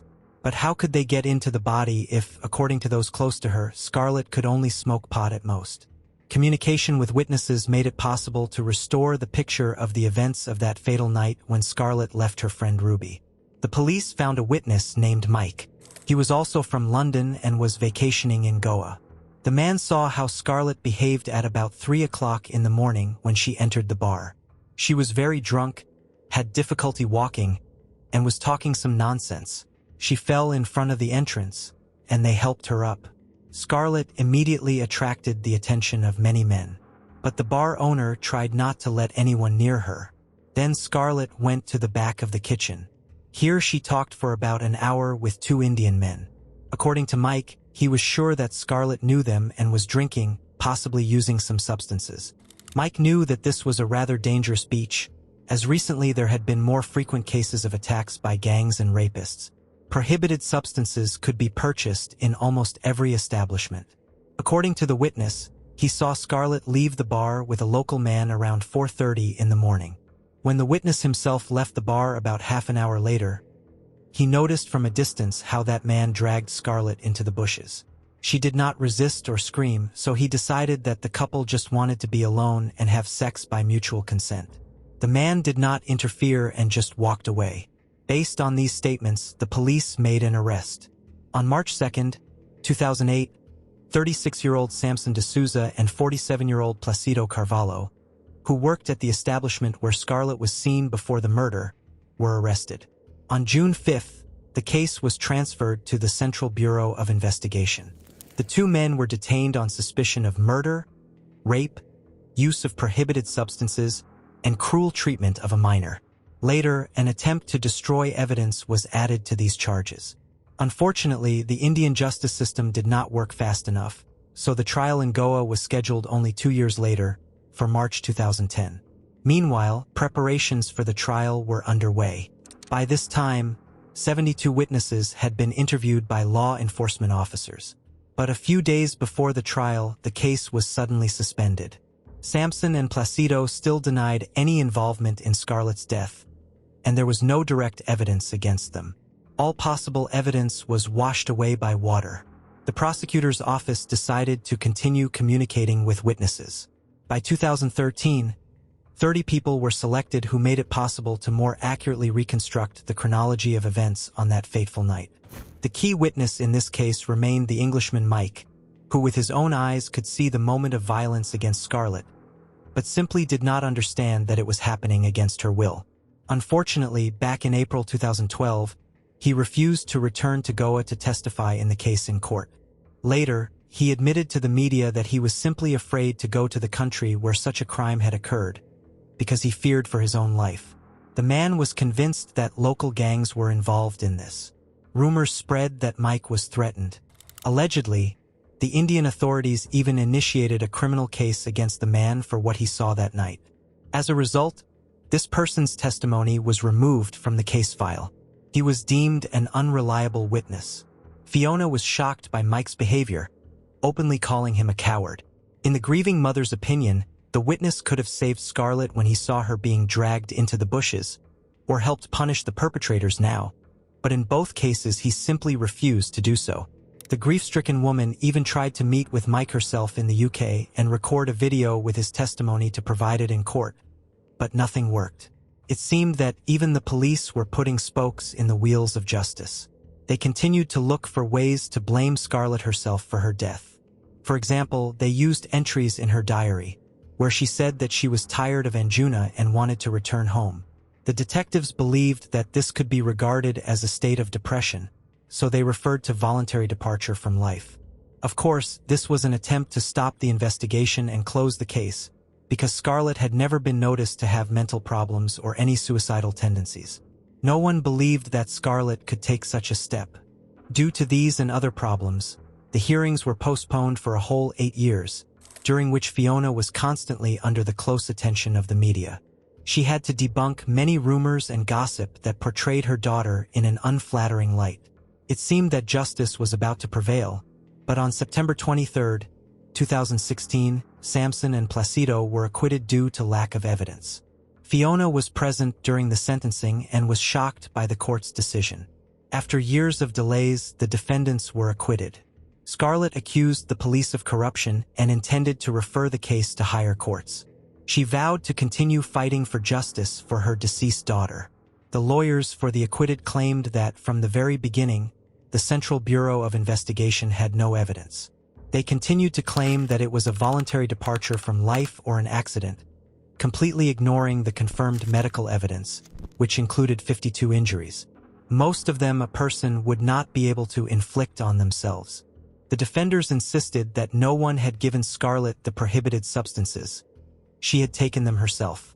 Fiona felt real lawlessness. She had to wait 4 years just to get her daughter's body and bury her properly. This was only possible in June 2012.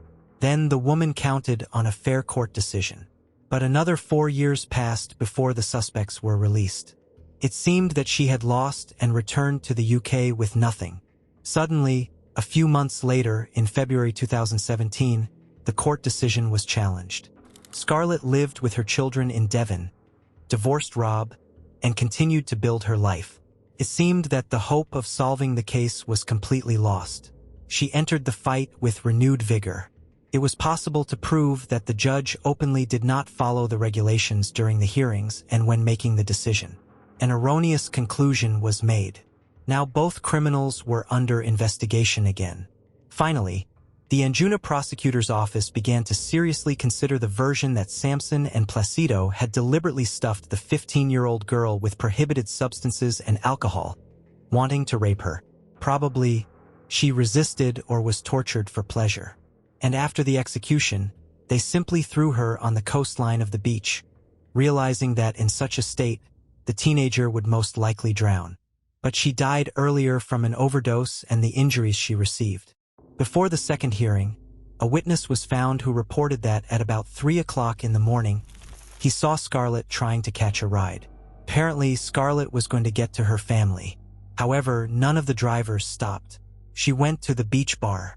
Here Samson and Placido promised that they would give her a ride after 5 in the morning, when their shift was over. She stayed to wait for them.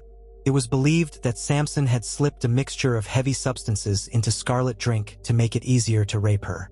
During the reinvestigation, it was also found out that Samson was part of the chain of supplying prohibited substances on the beach. Therefore, he always had a prohibited substance with him. Perhaps, initially, it was this connection of his that allowed him to escape justice, because the corrupt authorities simply did not want to disclose what was happening at the resort.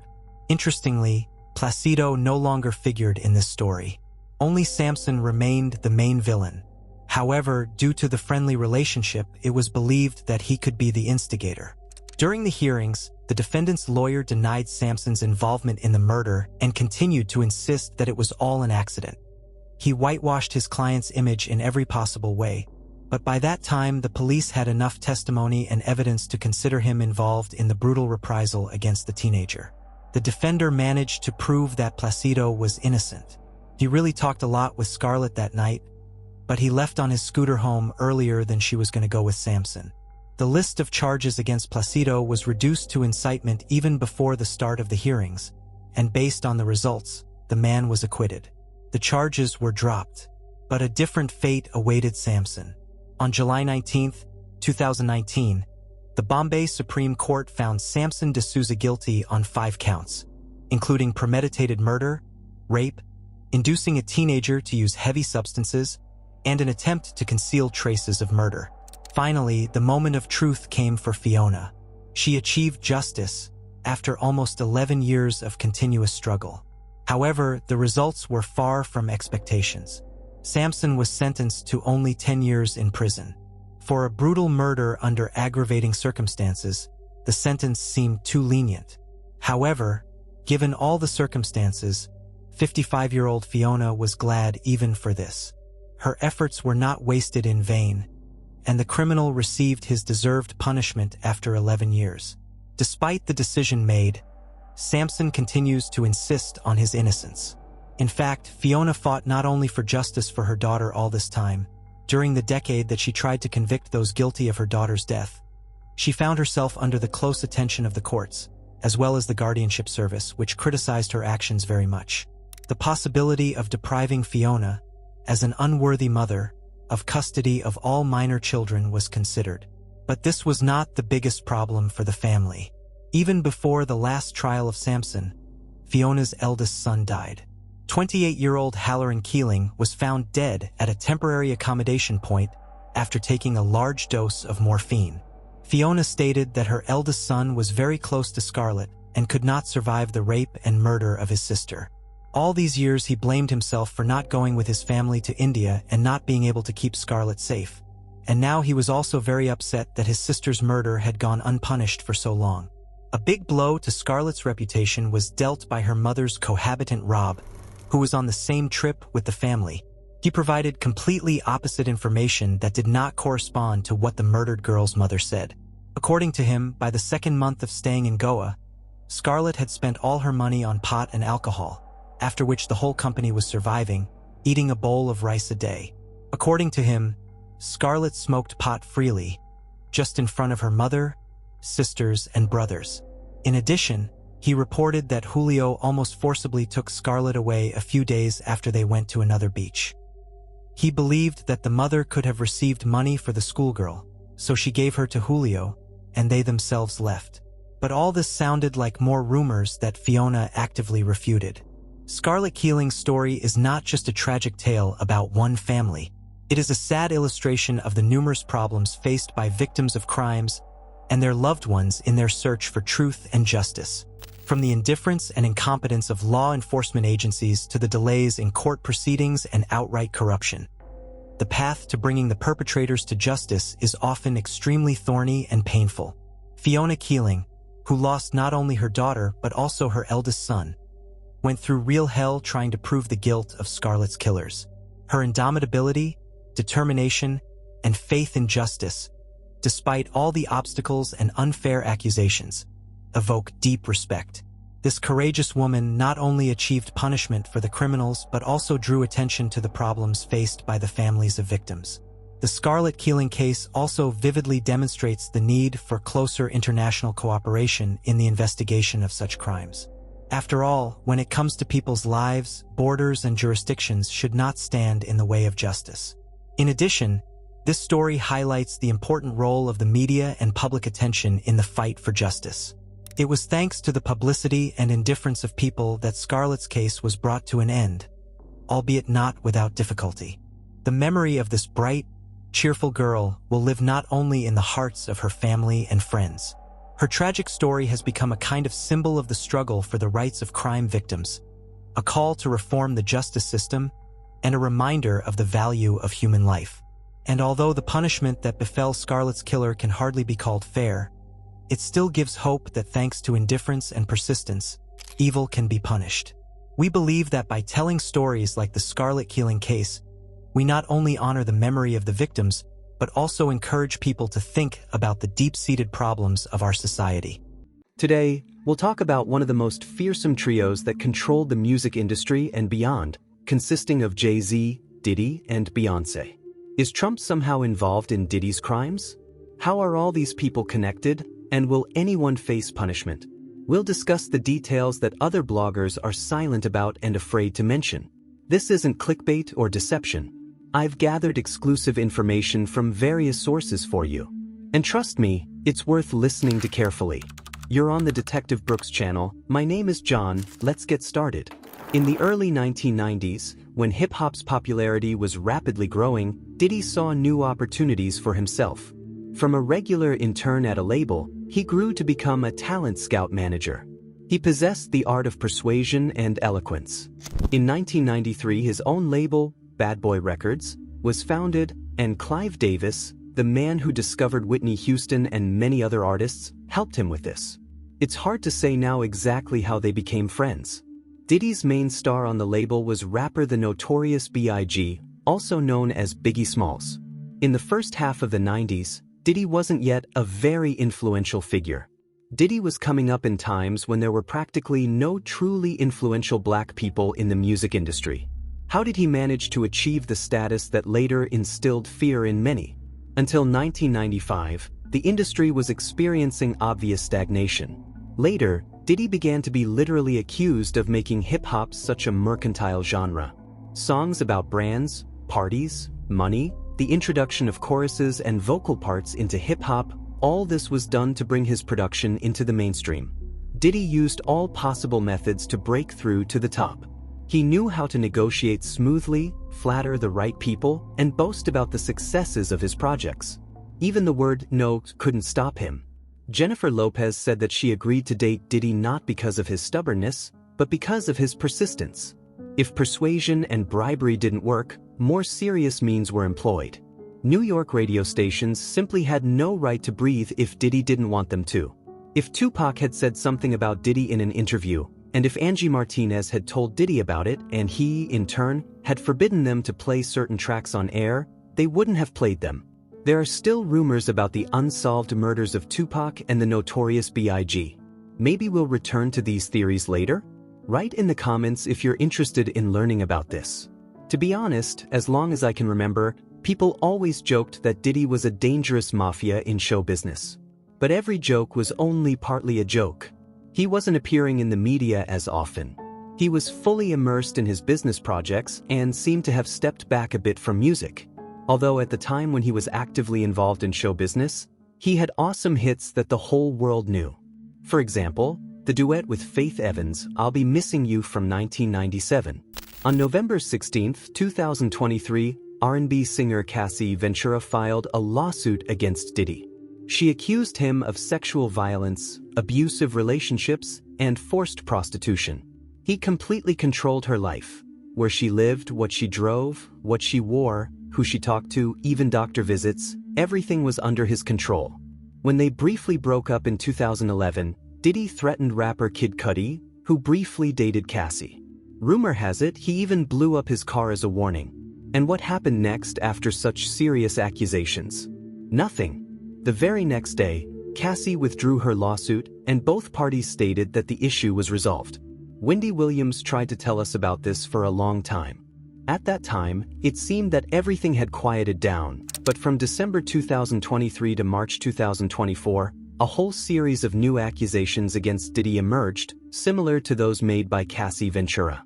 Interestingly, many of the new plaintiffs claim that they had sought help back in the years when the violence was allegedly committed against them.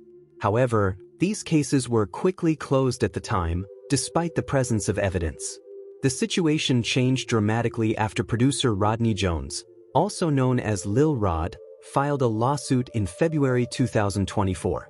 Lil Rod was one of the producers of Diddy's latest album titled The Love Album of the Grid. You might remember Diddy's performance at the VMA ceremony in 2023, which took place 2 days before the release of this album. At that time, he only briefly announced the release of the new record, accepted an award, and left the stage.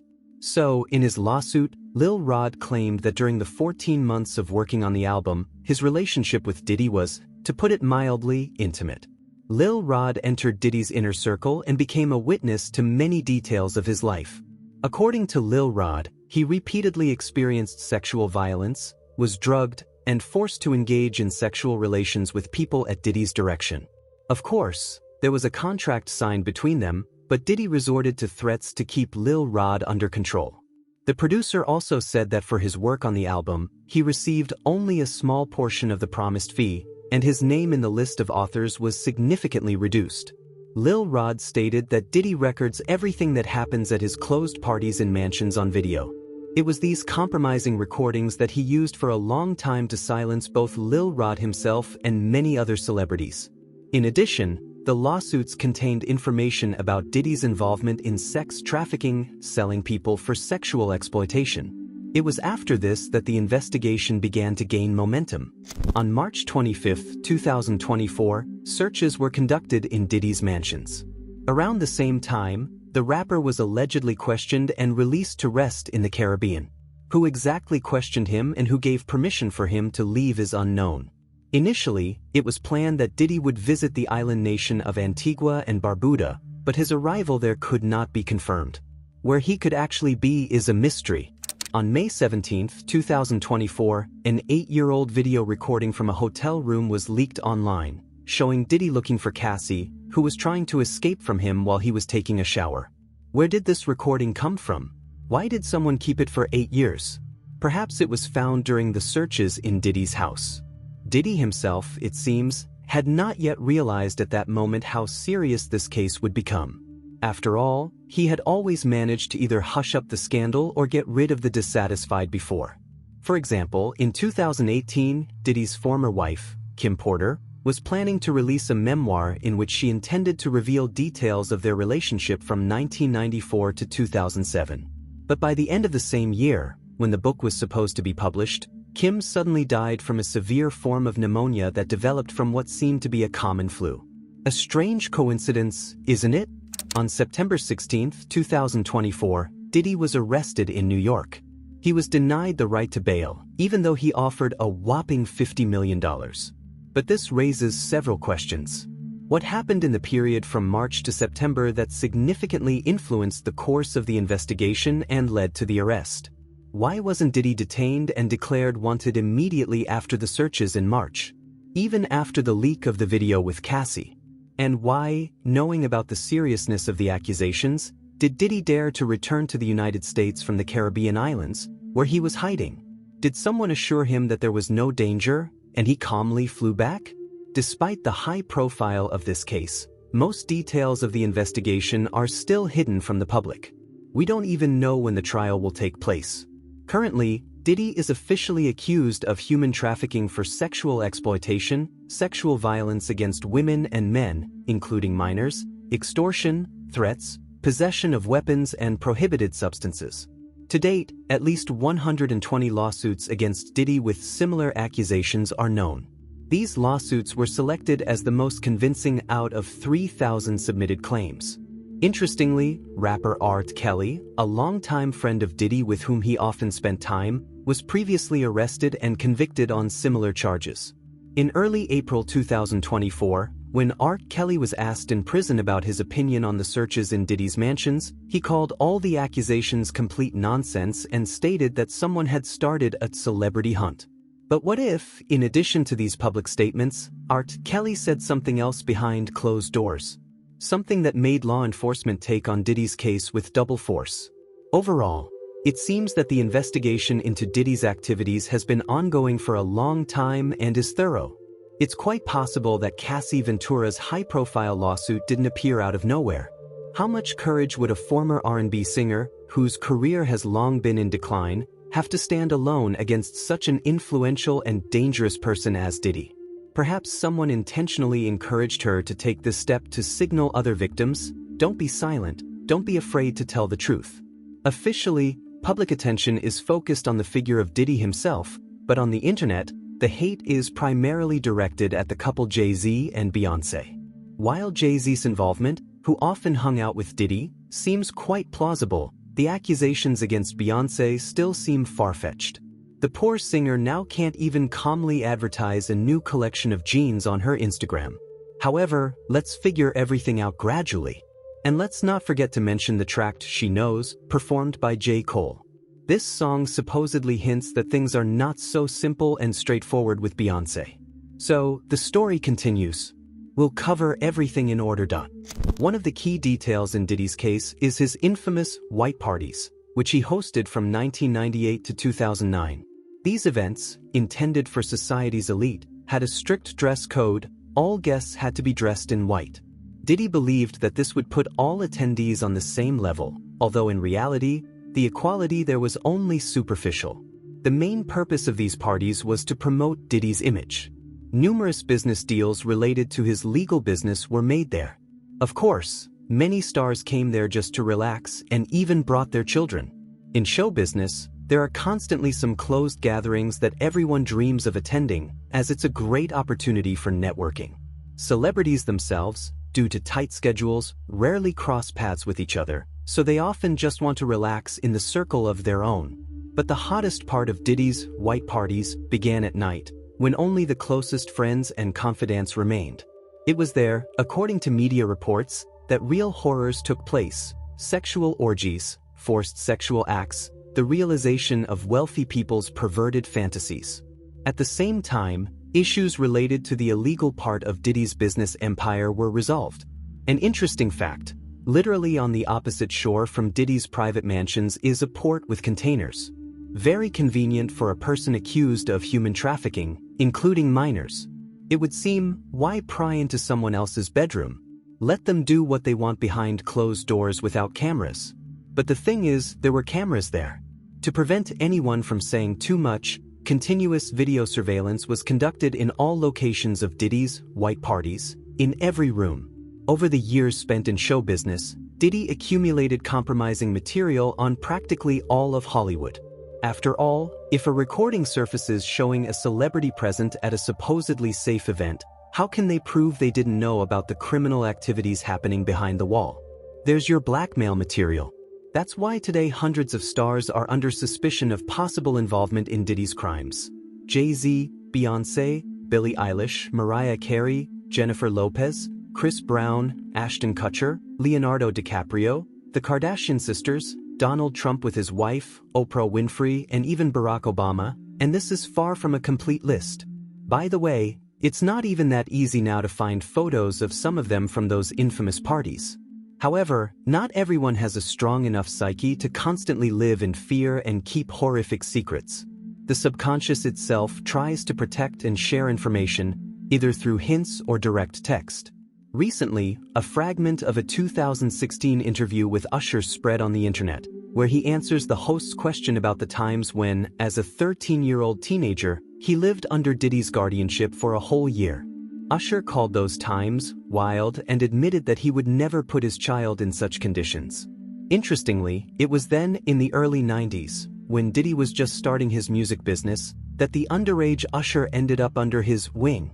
The place where he learned the wisdom of pop star life, the singer characterized as the devil's house. One can only guess what other side of show business was revealed to young Usher, besides lessons in vocals, choreography, and producing.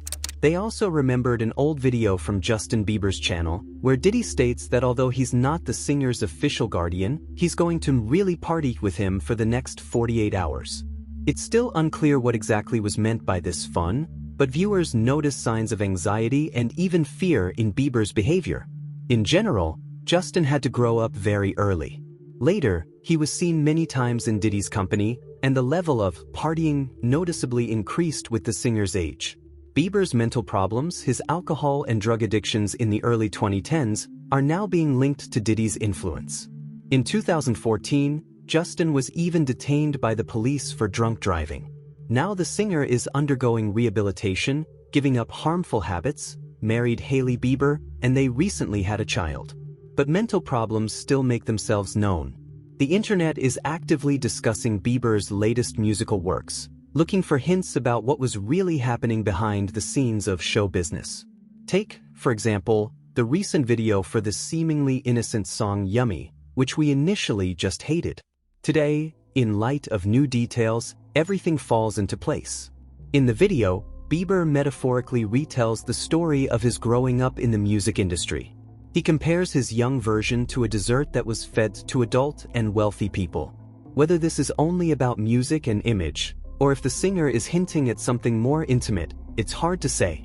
In the song Lonely from the album Justice, Justin shares the feeling of loneliness and how over the years in show business, he has almost no close people left because everyone constantly needs something from him. One way or another, it's a real cry for help. By the way, it was Usher, along with Scooter Braun, who introduced Justin Bieber to the world. And if Usher remembered his terrible years under Diddy's guardianship, why didn't he warn young Justin against something similar, protect him from meetings with this person? A very important question. After all, positioning himself as a victim, Usher in fact became an accomplice. Perhaps such a close acquaintance between Bieber and Diddy could have been avoided altogether. As is known, Justin Timberlake also fought for a contract with the young singer, even planning to open his own label for this purpose, but lost to Usher. What would have happened if things had turned out differently? A question without an answer. A similar situation developed with The Weeknd. Although Justin Timberlake took him as an opening act during the 20/20 Experience tour, ultimately, the friendship with Diddy turned out to be closer and more significant for The Weeknd. But more on that later. Such a double letdown for Timberlake makes us look at his recent video, No Angels, released in March 2024, in a new light. The plot follows the main character at some elite party, where he gradually notices an ominous figure observing all those present from the side. As time passes, the atmosphere at the event becomes increasingly eerie, and the guests reveal their true demonic nature. It's worth mentioning an incident that occurred in 1999 and significantly affected the relationship between Diddy and Jennifer Lopez. When the couple, along with a bodyguard, decided to visit a nightclub, they had a conflict with the establishment's owner. The situation escalated to the point where a weapon, allegedly stored in J.Lo's purse, was used.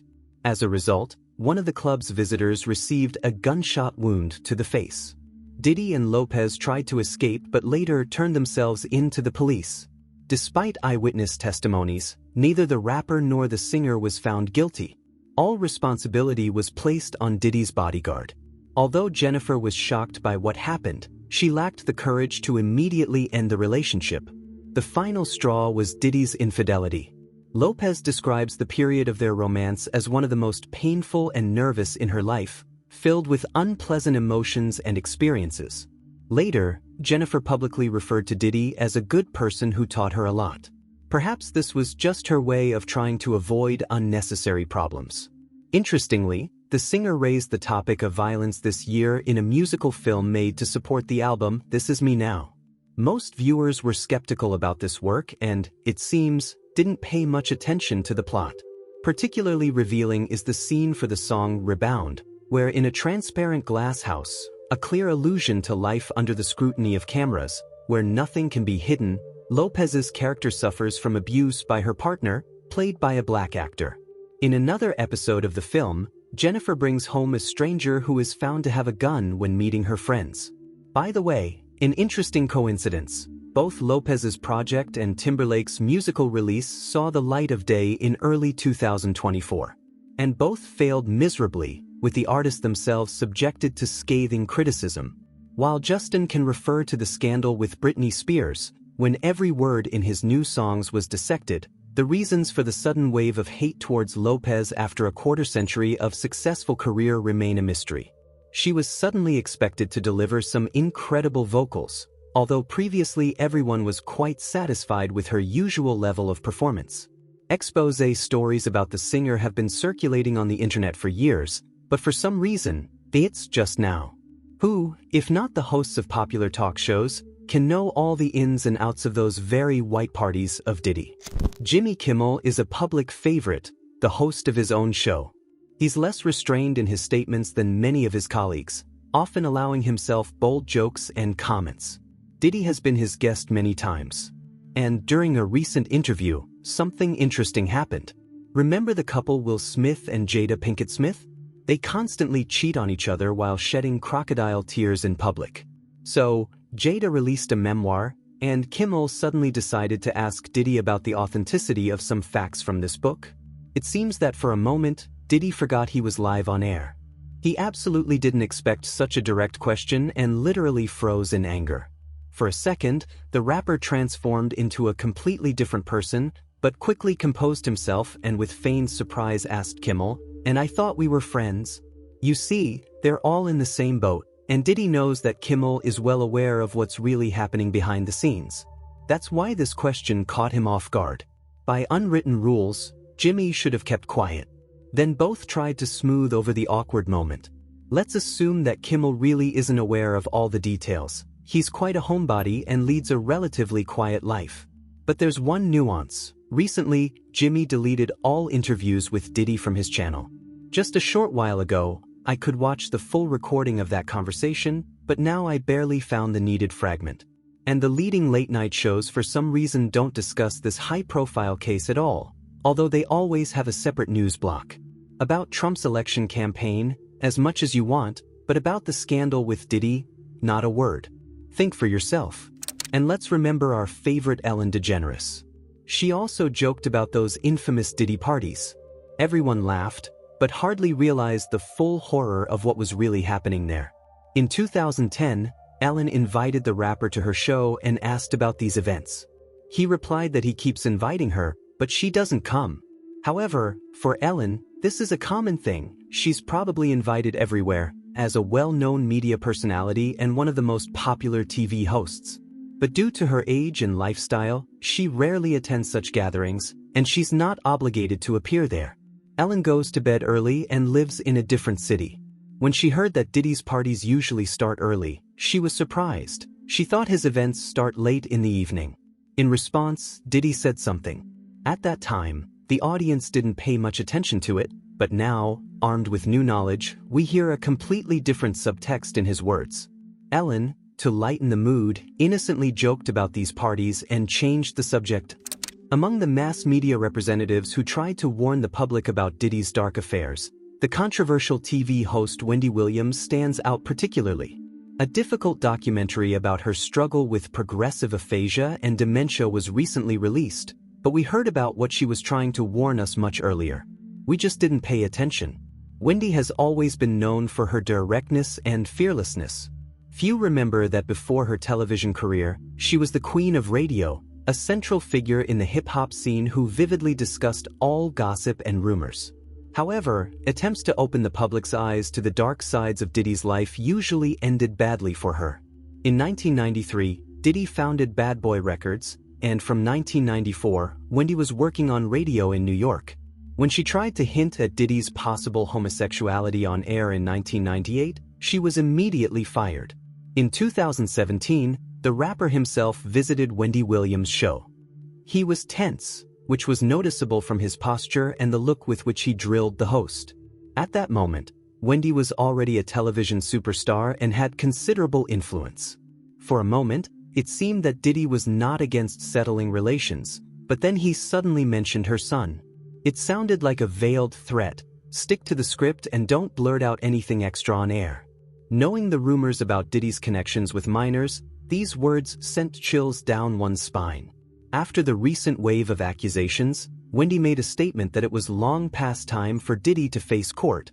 The video with Cassie Ventura is truly horrifying. One involuntarily wonders how many more such victims there really are. Few mention The Weeknd's role in this story, although Diddy actually became his mentor at the beginning of his career. Yes, it's this word that now causes fear. Although The Weeknd didn't catch the white parties, he had to attend many of Diddy's later events. In 2016, when heading to one of these parties with Bella Hadid, The Weeknd took security with him, although previously he felt quite at ease in Diddy's company. The themes of drugs, alcohol, and secret parties run like a red thread through all of the Canadian singer's work.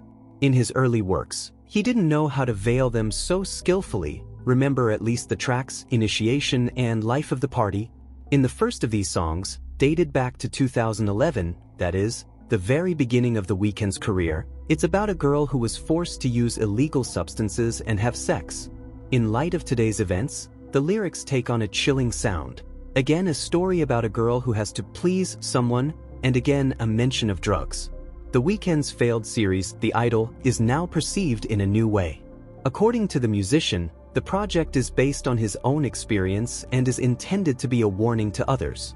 It's a story about an abusive man who created an entire sex cult, promising fame to his victims.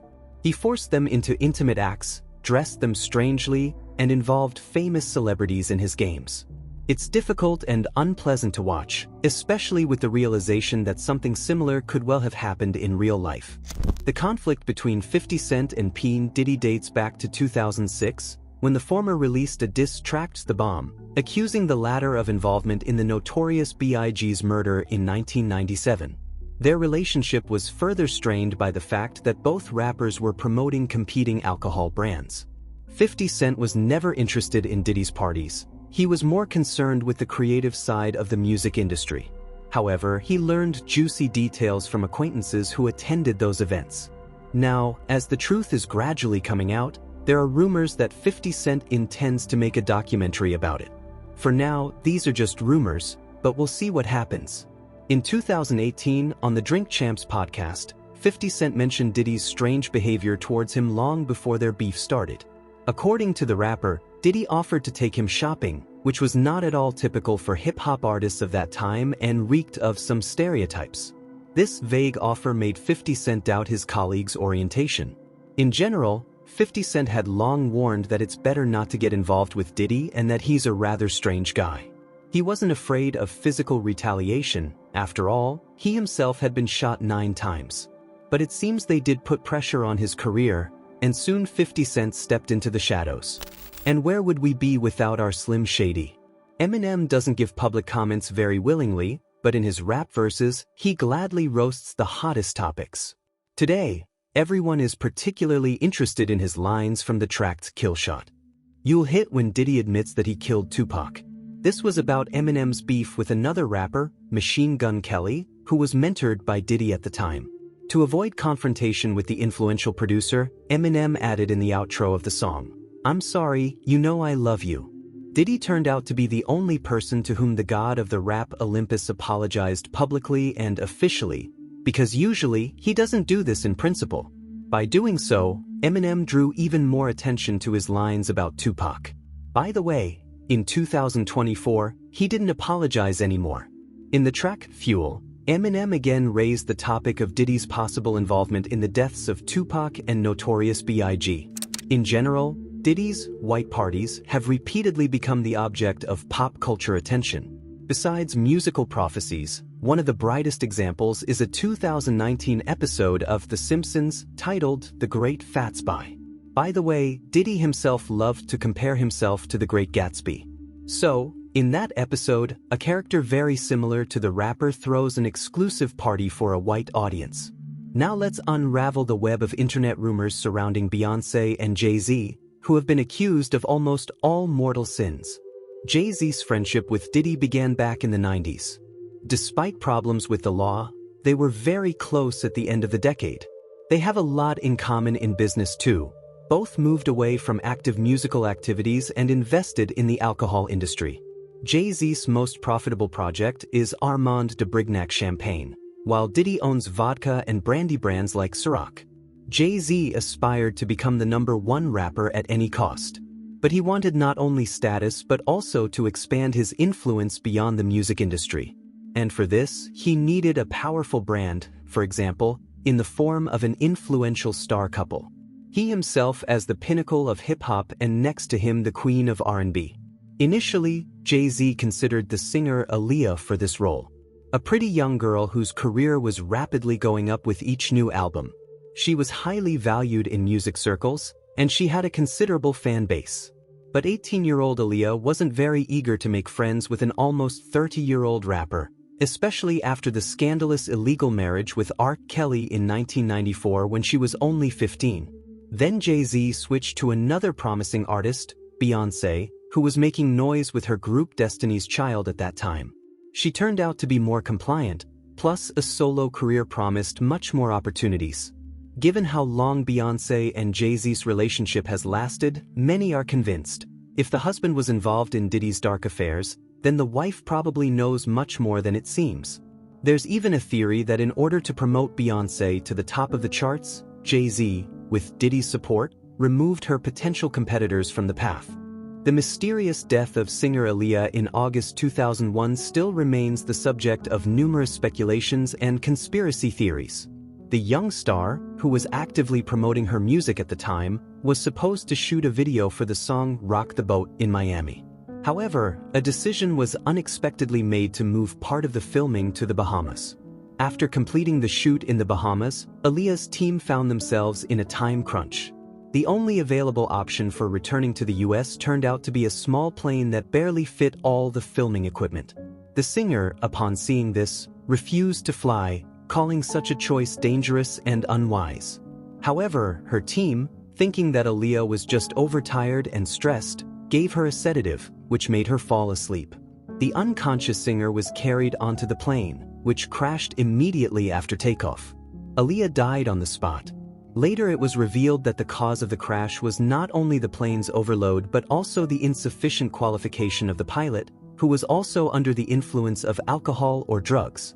This tragedy gave rise to many questions. Why was it necessary to move the filming at the last moment? Why didn't anyone care about basic safety rules? Perhaps different standards apply for private flights?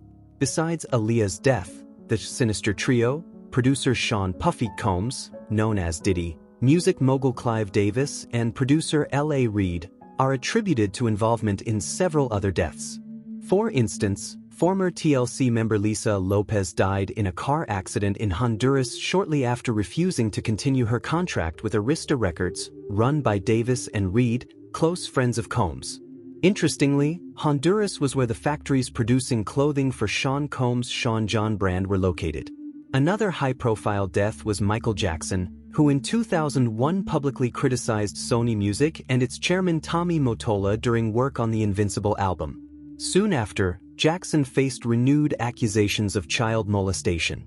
The singer spent considerable money on lawyers, was forced to sell a significant part of his property, which undermined his mental and physical health. Notably, rumors about someone's improper behavior in the music industry were already circulating at that time.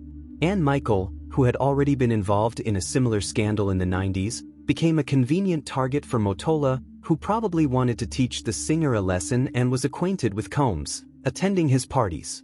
In June 2009, when Jackson decided to return to the stage, he died at the hands of an unqualified doctor. Although the direct connection between Aaliyah's death and the Beyonce-Jay-Z couple is more clearly traced, the deaths of Lopez and Jackson seem more in line with Combs' sphere of interests.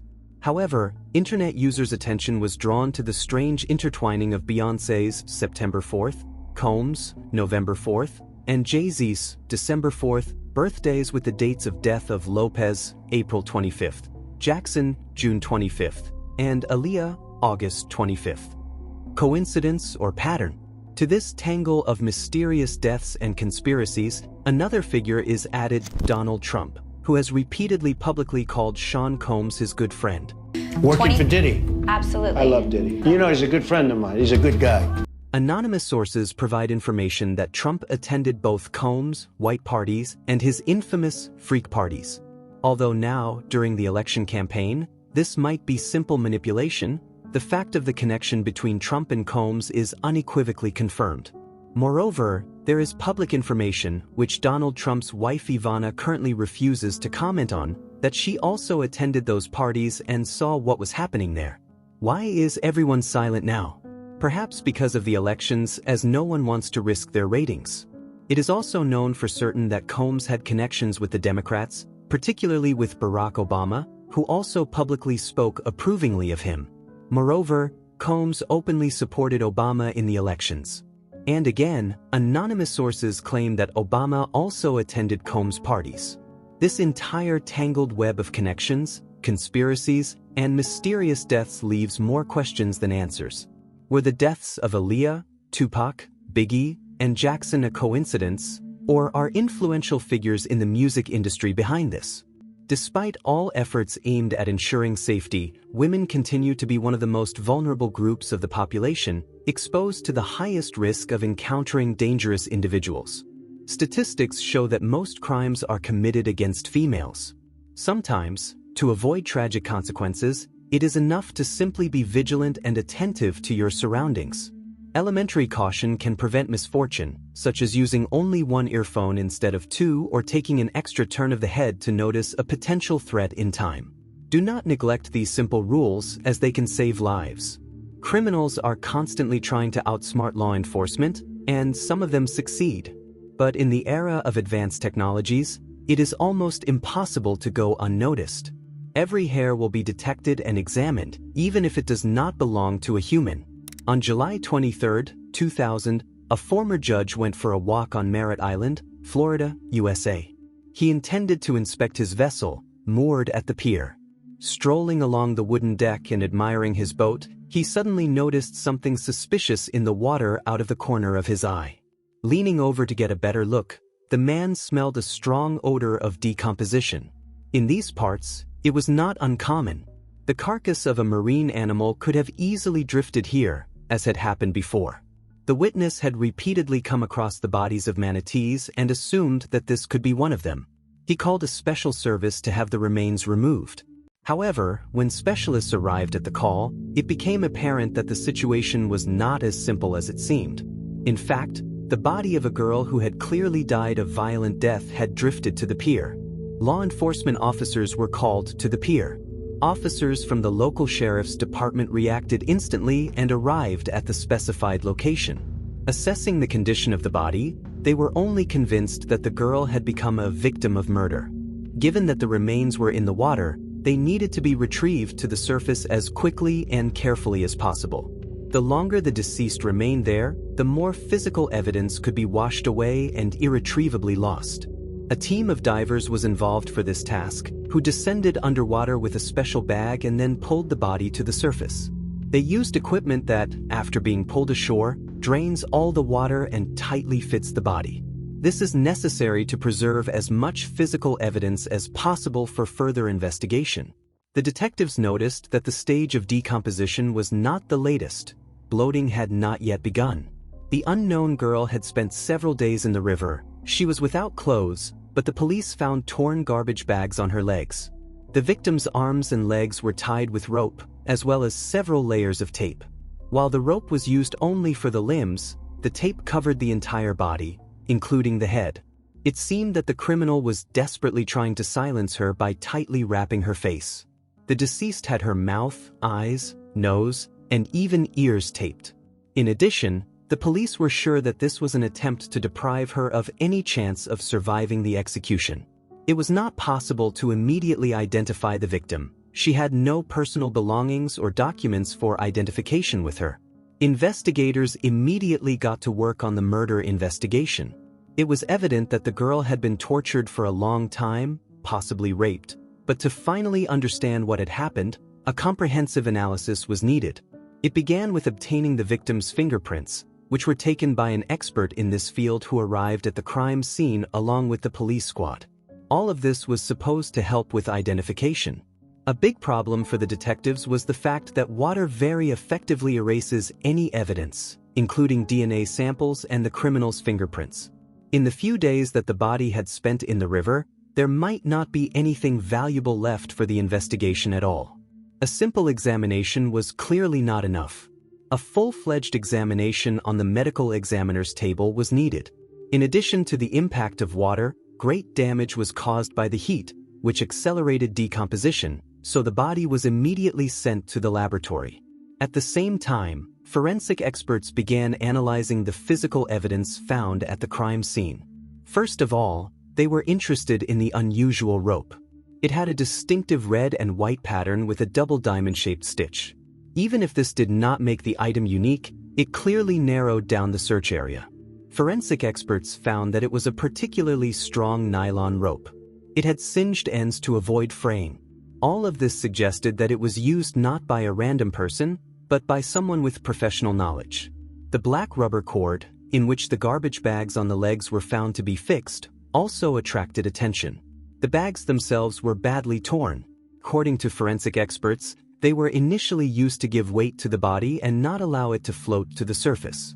Stones or other ballast could have been thrown inside. Logically, the bags were supposed to keep the victim at the bottom of the reservoir. But due to the current, they were torn by stones and other sharp objects in the water. The contents spilled out. After a couple of days, the remains were able to rise to the surface. After analysis, forensic experts found that this black cord is a seal for window openings. They were most interested in the numerous scraps of tape, since the sticky layer on it could contain evidence. From the investigators' experience, when using such material, people unconsciously leave their fingerprints and particles of their skin on it, at least on both ends of each piece when tearing it off the reel. This physical evidence could lead to the criminal. Unfortunately, the police were unable to detect a sufficient amount of material on the tape scraps. Only after an in-depth analysis, a few stuck black hairs were found on it, which clearly did not belong to Misty. The young woman had chestnut-colored hair, so the detectives find obviously belonged to someone else and could point to the criminal. Having collected all these materials at the scene of the tragedy, the police sent them for analysis. All hopes were pinned on the autopsy, since this time fortune was not on the side of the investigation. There were not enough materials to obtain any valuable information with the level of technology in 2000. The medical examiner was convinced that the body had been in the water for about 3 days. The worst fears were confirmed. The water had managed to erase almost everything. Even the exact cause of death could not be determined by the specialist. No traces of male fluid were found on the body, but given the circumstances, this did not rule out rape.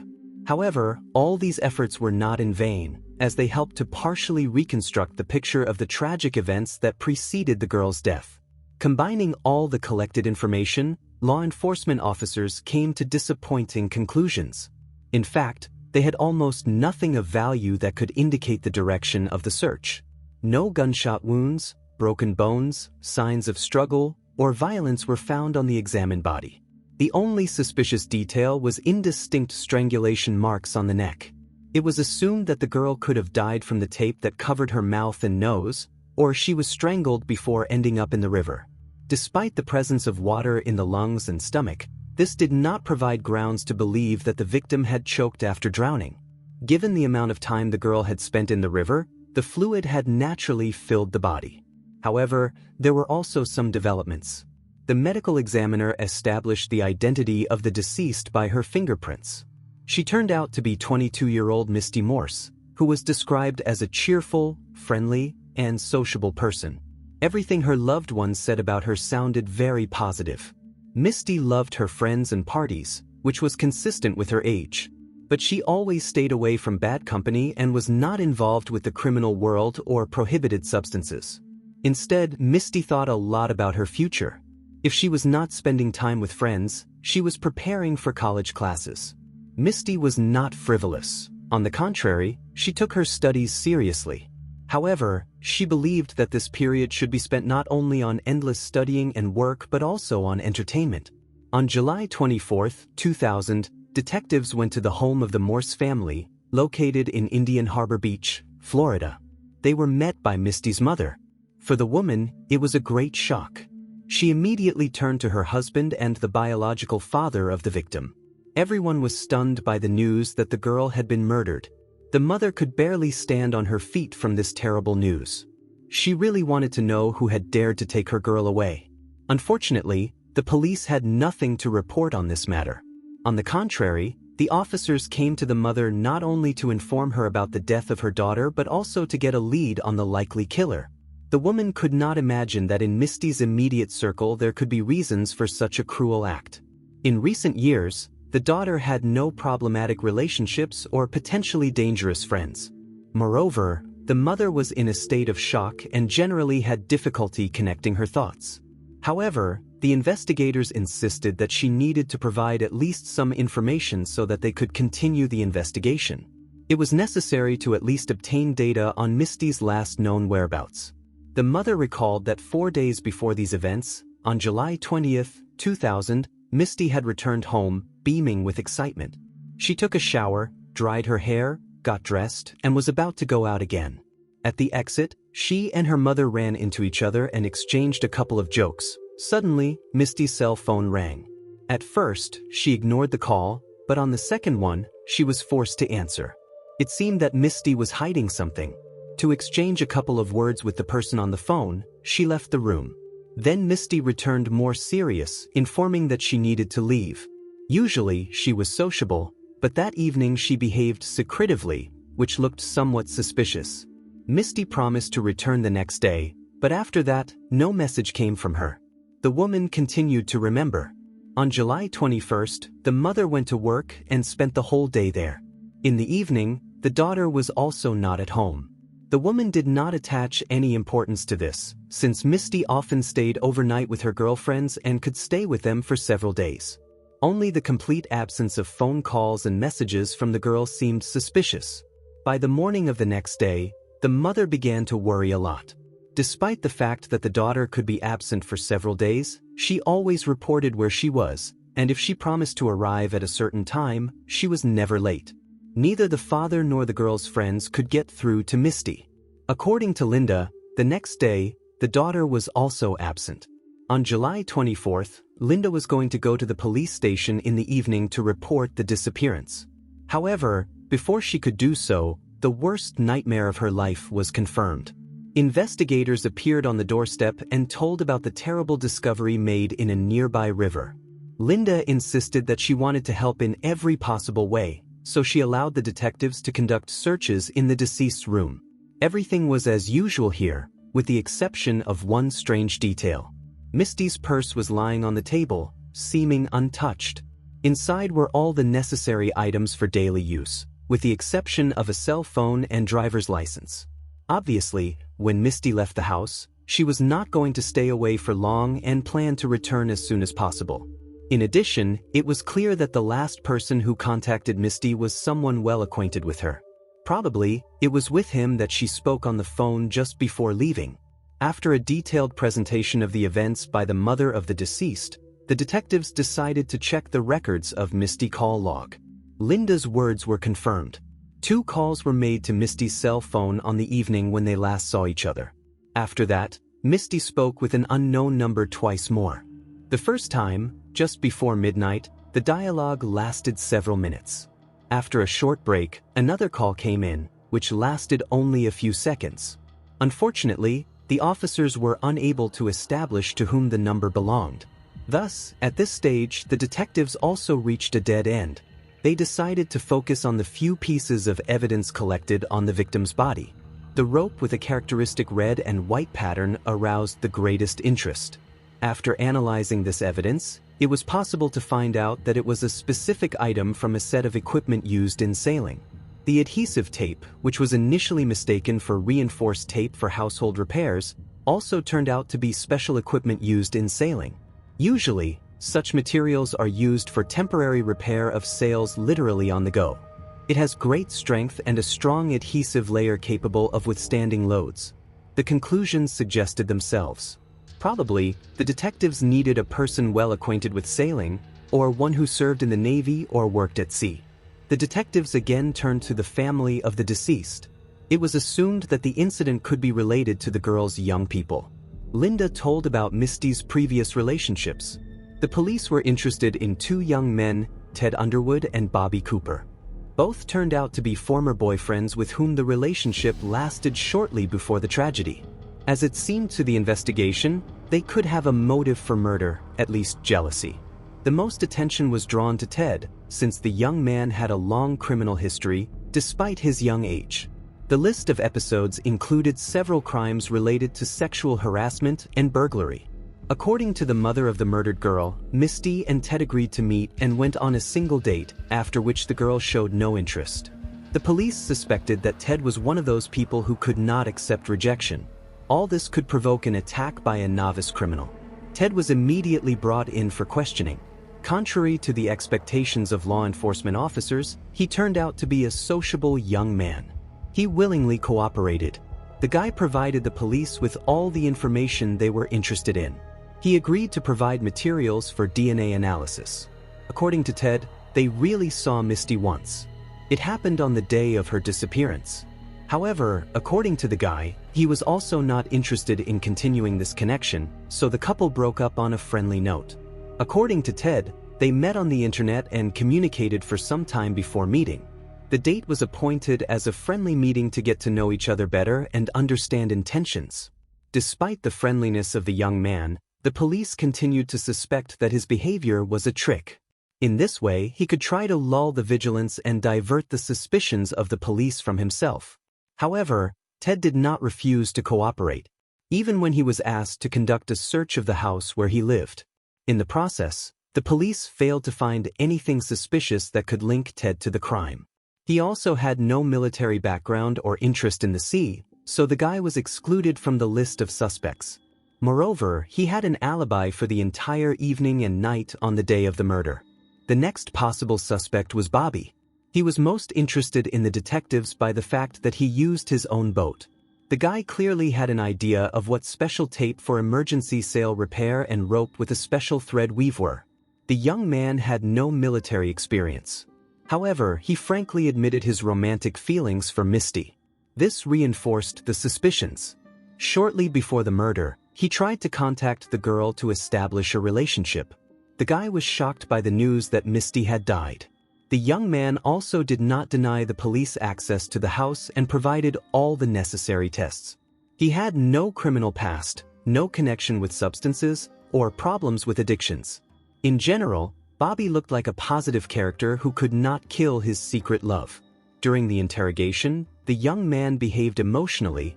It seemed that he was genuinely worried about what had happened. The police were already ready to believe his words when a message arrived that Misty's driver's license had been found in Cooper's house.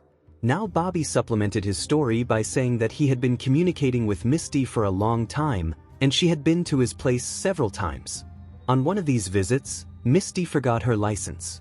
However, nothing compromising other than this was found. Bobby also had an alibi for the entire period when the reprisal against Misty was probably committed. He was crossed off the list of suspects.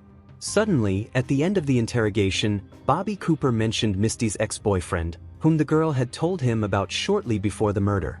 What surprised him the most was that she described this person as a Navy SEAL. Bobby could not remember his name, but this information aroused the interest of the investigators. Against this background, the detectives decided to obtain data from the parents of the murdered girl.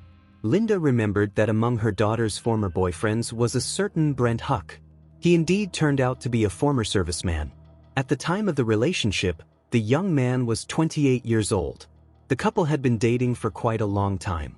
Linda emphasized that she did not approve of this connection, since her daughter's chosen one seemed too rough a guy. Misty constantly complained about him. Brent behaved too aggressively towards the girl, and without visible reasons. According to her, he even resorted to physical force, trying to achieve submission. Eventually, they broke up. Linda did not tell about him right away, since at the time of the murder, more than a year had passed since the young people had broken up. The mother was sure that they no longer met or communicated, but she was mistaken. The detectives checked Brent Huck through the database. Several alarming details were immediately noted. First, Brent had a military background and worked as the captain of a charter boat directly at the time of Misty's murder. He lived on Merritt Island, not far from where Misty's body was found. Obviously, he had access to special marine equipment and possessed the necessary skills to use it, so he seemed to be a suitable candidate for the role of the killer. Of course, Brent was detained and brought in for questioning. Here, the young man proved to be ready to cooperate, but it felt like he was tense and seemed to be waiting for some kind of trick. Despite attempts to calm him down, he remained vigilant. In addition, Brent seemed even too indifferent when he was told the news about the death of his former girlfriend. The investigators managed to find out that the couple continued to meet as friends, while their entourage spoke about the breakup of the relationship. Despite the fact that both regularly saw each other up until the very last day of Misty's life, it seemed that Brent did not feel any emotions at all. This reaction persisted throughout the entire interrogation with the police. It seemed really strange, unlike the behavior of the previous suspects. The longer the interview lasted, the more the young man tried to denigrate his former girlfriend. According to him, Misty was promiscuous. He spoke very negatively about her character and behavior. Closer to the end of the interrogation, Brent reported that he was the person who made several calls to the murdered girl on the evening of her disappearance. He admitted that they still maintained an intimate relationship. The detectives continued to communicate with the main suspect, trying to obtain any valuable information. It seemed that he knew everything about Misty, with whom and when she spent time, what she did in the company of other young people. This looked suspicious, as if he was collecting information and analyzing every move of his ex-girlfriend.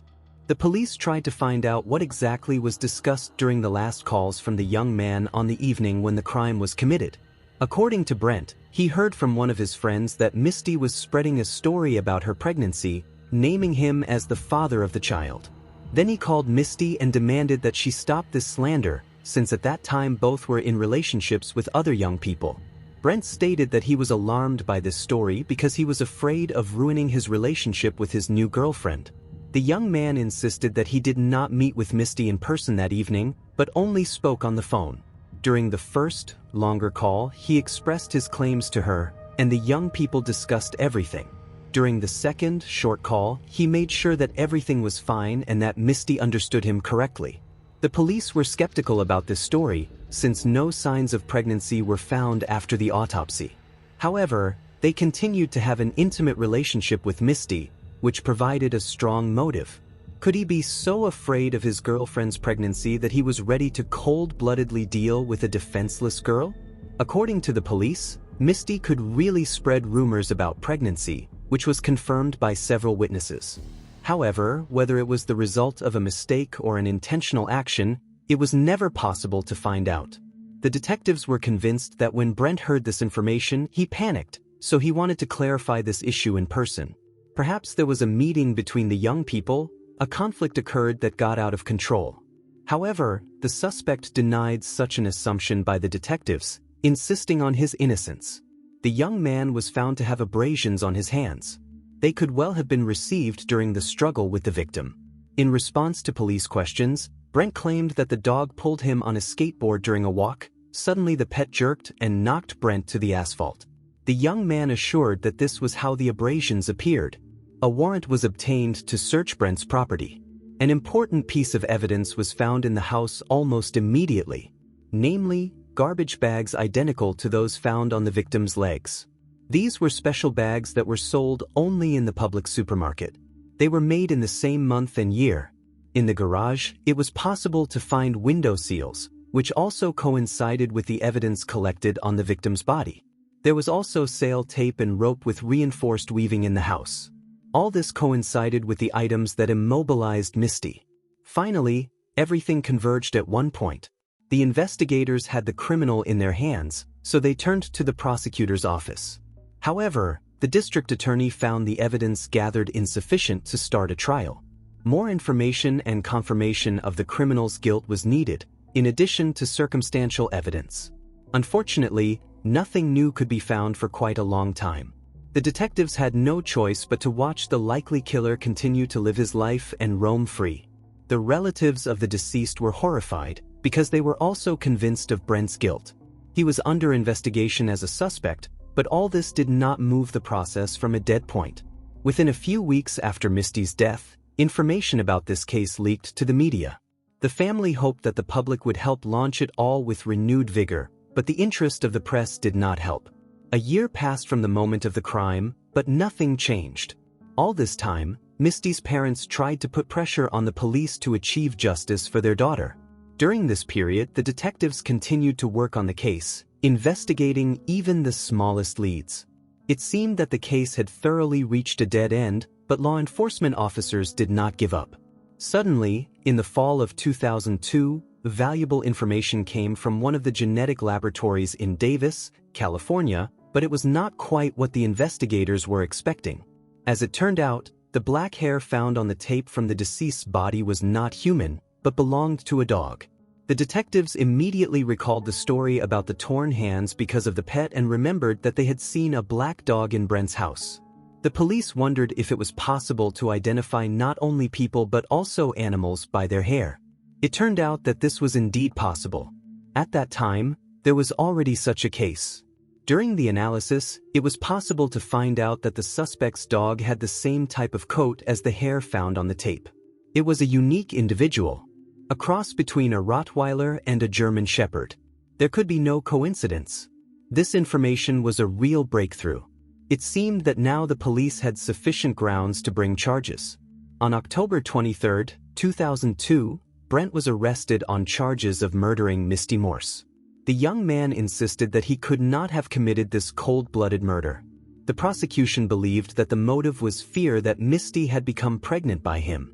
The young man believed that if their connection was revealed, he could lose his new girlfriend, whom he loved very much.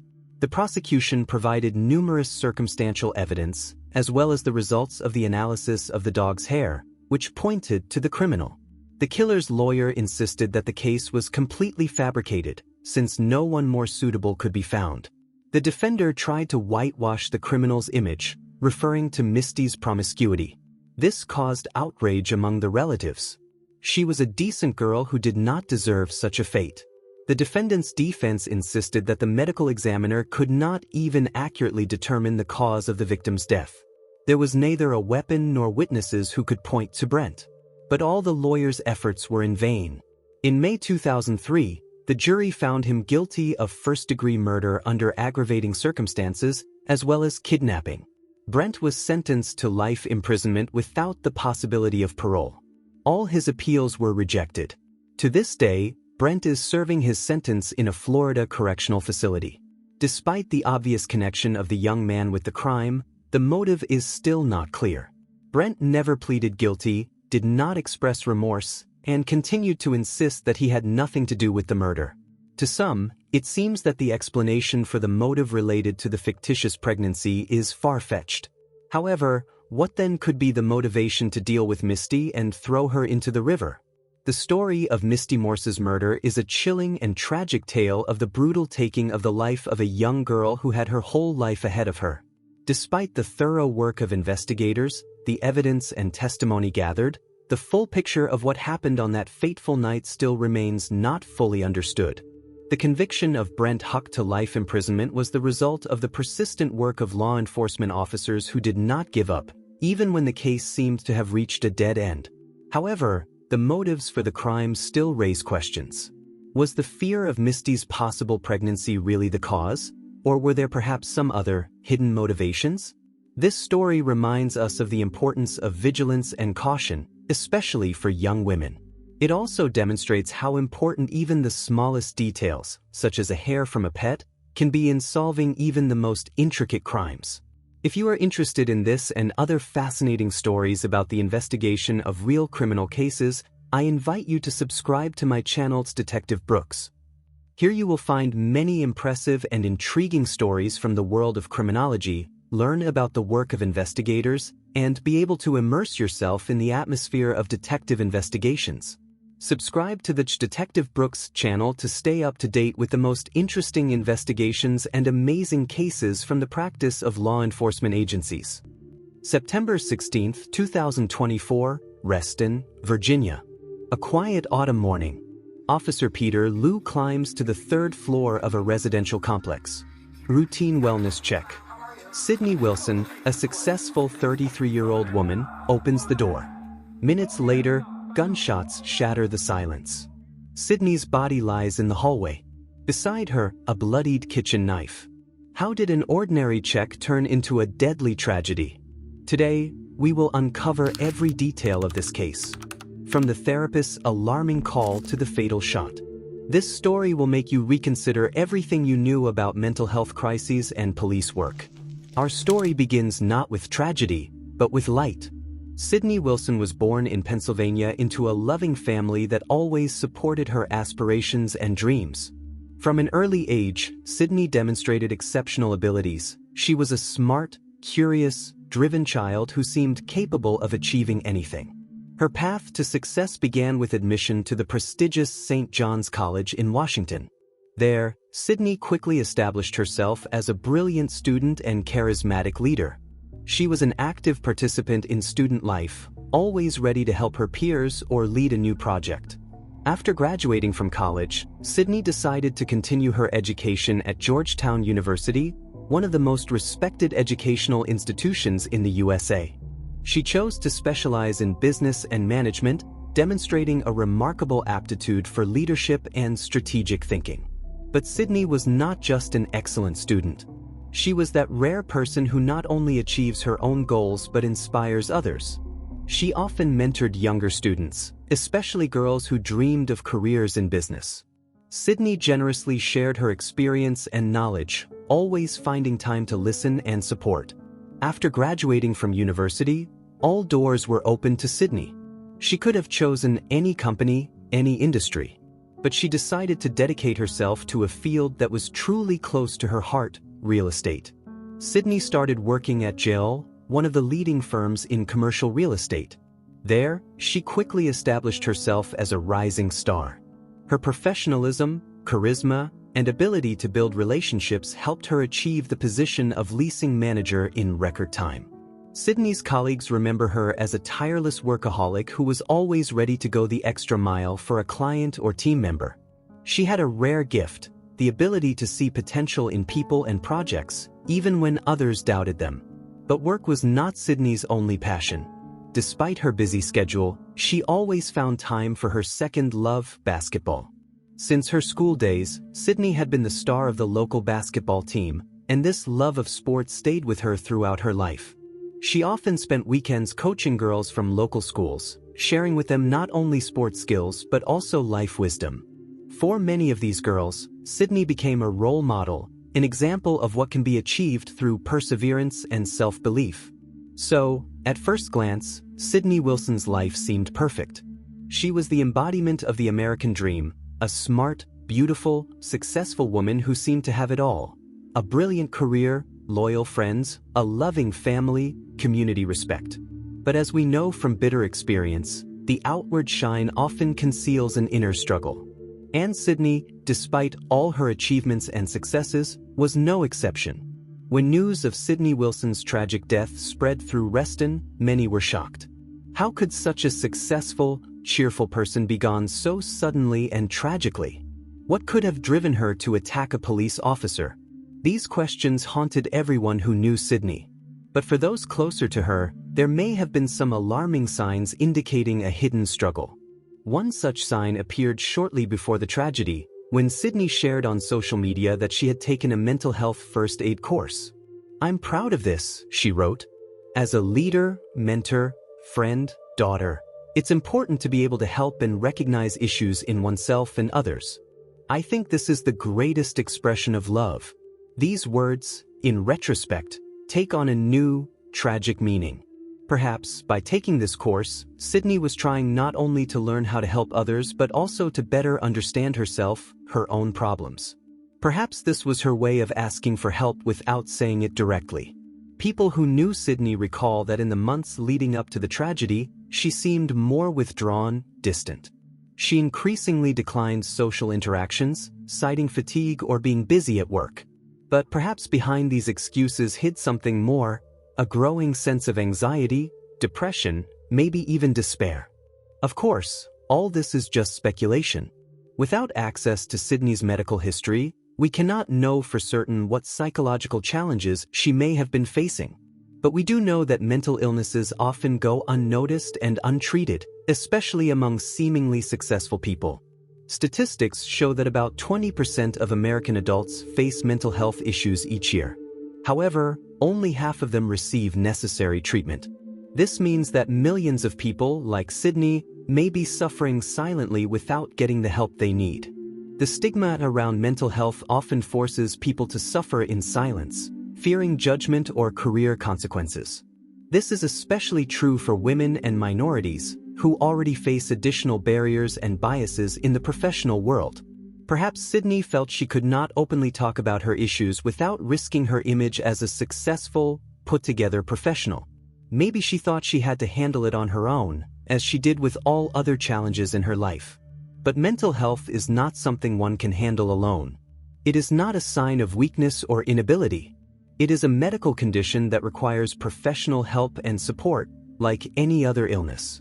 Unfortunately, our society does not always understand this.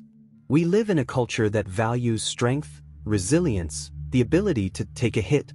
We often ignore or downplay mental health issues, seeing them as something that can be overcome by willpower or positive thinking.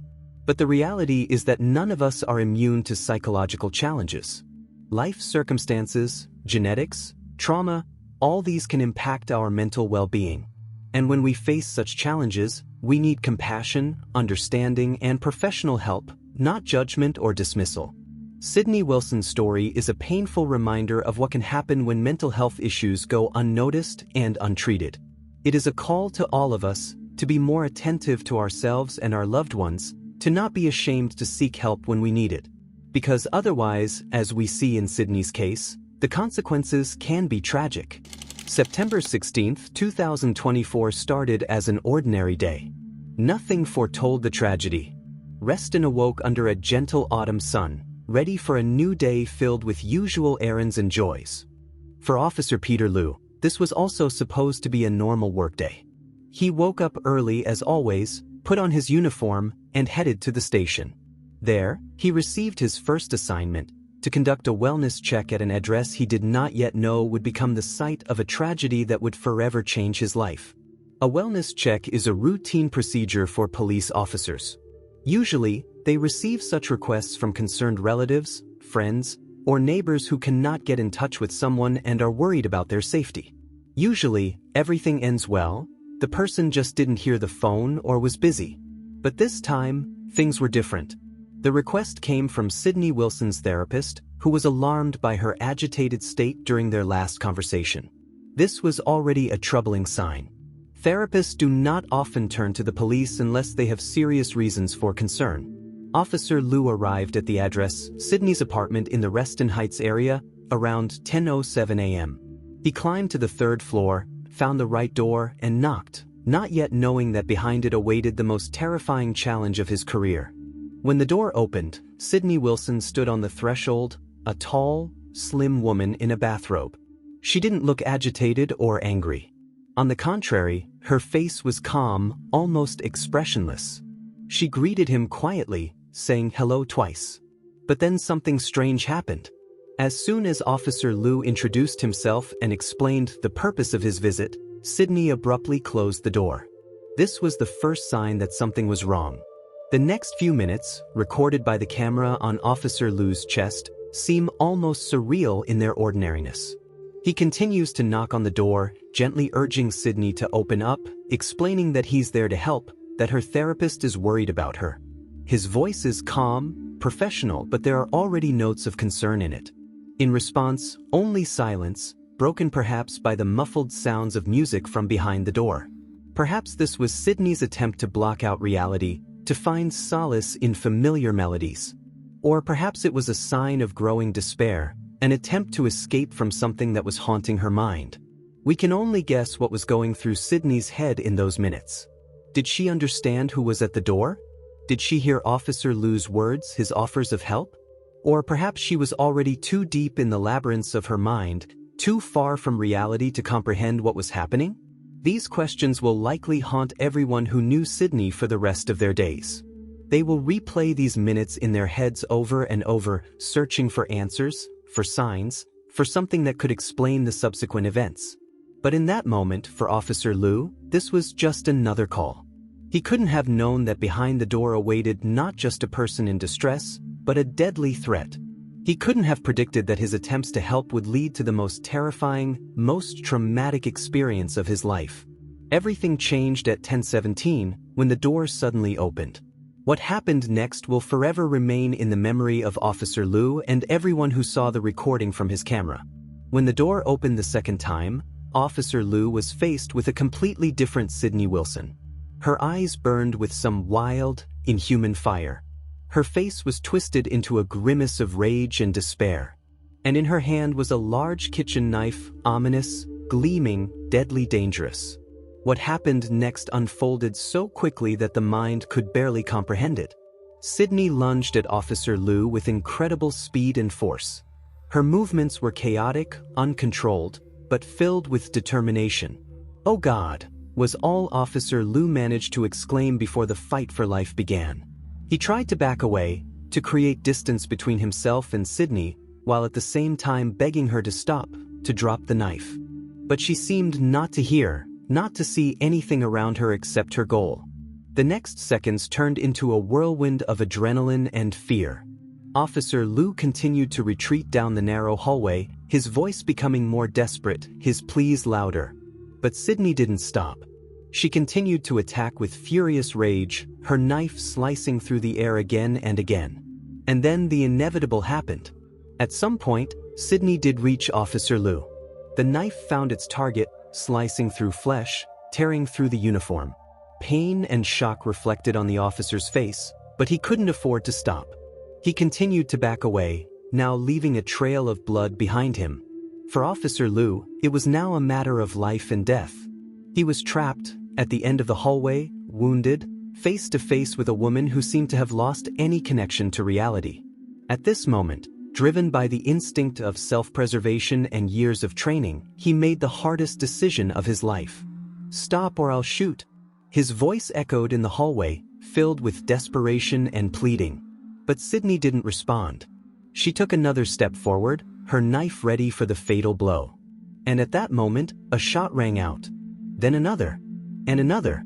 The sound of gunshots shattered the morning silence, echoing through the building's corridors. For some, it was just a sound, distant and incomprehensible. But for Officer Liu and Sydney Wilson, it was the sound that forever changed their lives. Sydney's body jerked with each shot, but she kept moving forward, as if not feeling the pain, not understanding what had happened.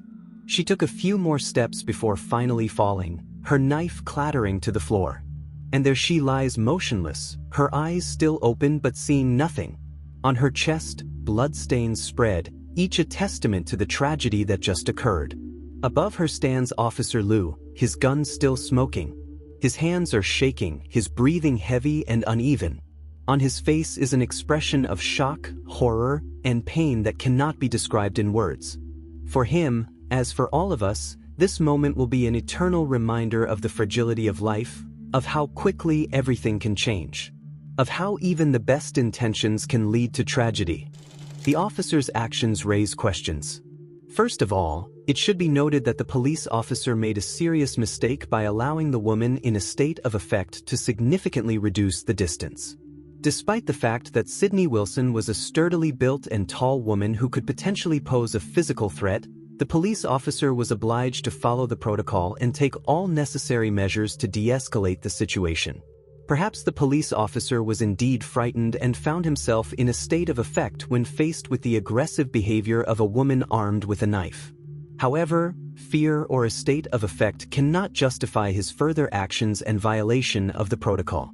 According to the rules, the police officer should have fired a warning shot in a safe direction, and in the worst case, fired a shot at the attacker's lower limbs to neutralize her and minimize the risk of a fatal outcome.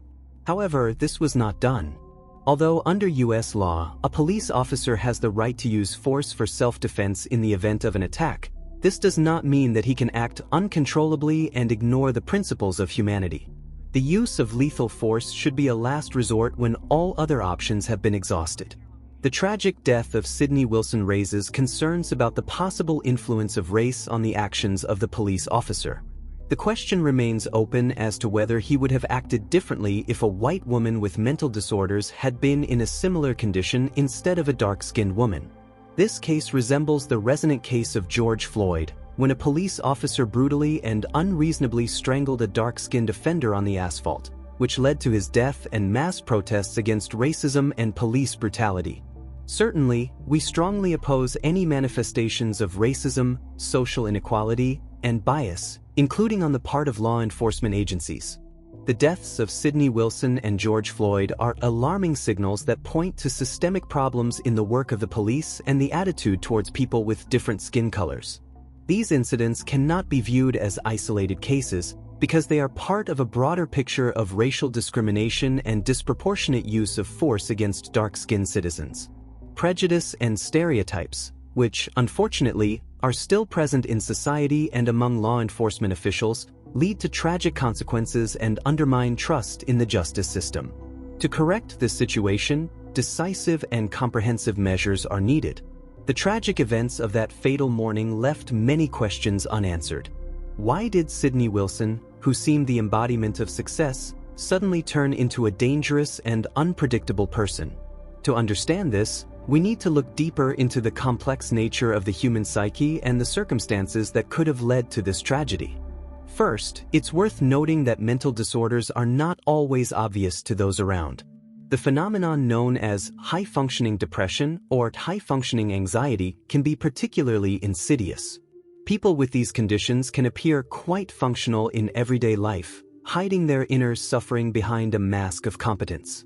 According to the National Institute of Mental Health, about 7% of American adults suffer from major depressive disorder and 19% from anxiety disorders.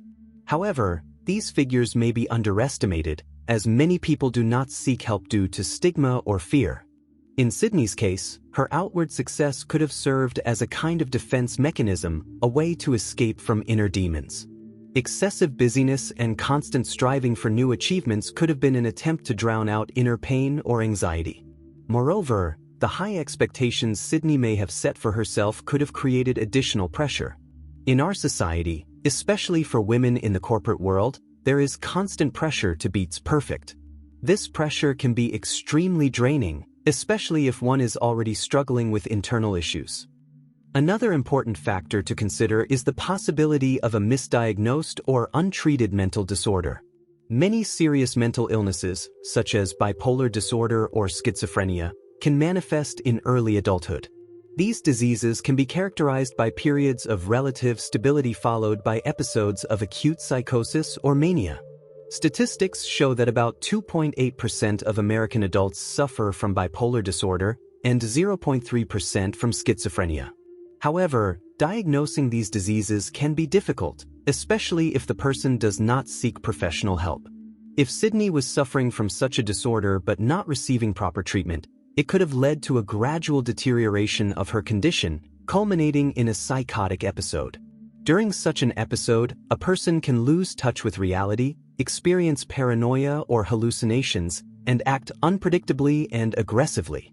It's also important to consider the role of trauma in the development of mental health problems. Although we have no information about specific traumatic events in Sydney's life, we cannot rule out the possibility that she experienced some form of trauma, whether in childhood or adulthood. Trauma can have long-lasting effects on mental health, and its impact may manifest years after the event itself.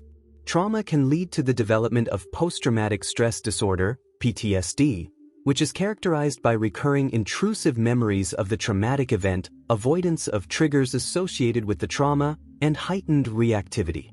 In some cases, PTSD can lead to dissociative states, during which a person may act unpredictably and aggressively. According to the U.S. Department of Veterans Affairs, about 6% of the population suffers from PTSD at some point in their lives. This figure may be higher for certain groups, such as victims of violence or veterans. Another factor that could have influenced Sydney's mental state is social isolation. Despite her professional successes, we don't know how deep and supportive her personal relationships were. A person can be surrounded by people and still feel lonely and isolated. Social isolation and feelings of alienation can significantly worsen mental health. They can exacerbate symptoms of depression and anxiety, lead to distorted perceptions of reality, and, in extreme cases, to paranoid thoughts. A study published in the American Journal of Psychiatry in 2020 showed that social isolation is associated with a 50% increased risk of depression and a 30% increased risk of anxiety. It's also important to consider the possible role of substance abuse. Although we have no specific evidence that Sydney had problems with drugs or alcohol, this is a factor that cannot be ignored.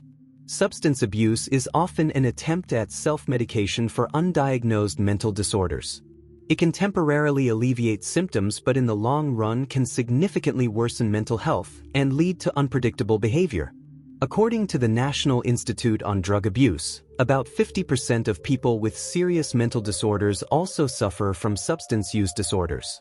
This comorbidity can significantly complicate the diagnosis and treatment of the underlying mental disorder.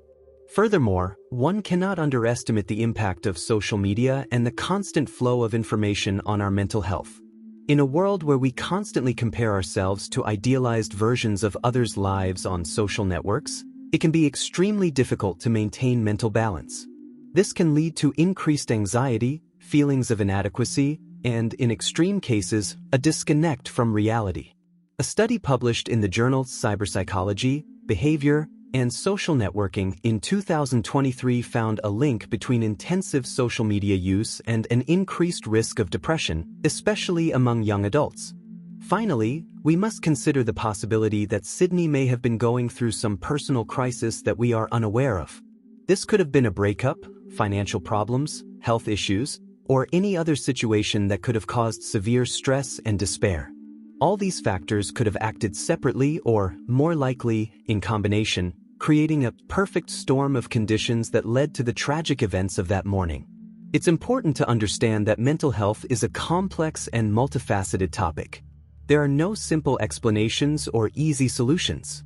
Each person is unique, and the path to a mental health crisis is often the result of a complex interplay of biological, psychological, and social factors. Sydney Wilson's tragedy reminds us of the importance of mental health and the need to create a society where people can openly talk about their problems and receive the necessary help without fear of stigmatization. This story also highlights the need for better training of law enforcement and other first responders to deal with people in mental health crises.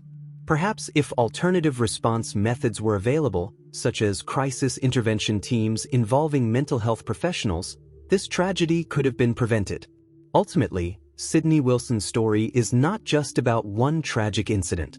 It's a story about the complexity of the human psyche, about the invisible battles that many of us fight every day, and about the urgent need for greater understanding, compassion, and support for those struggling with mental health issues.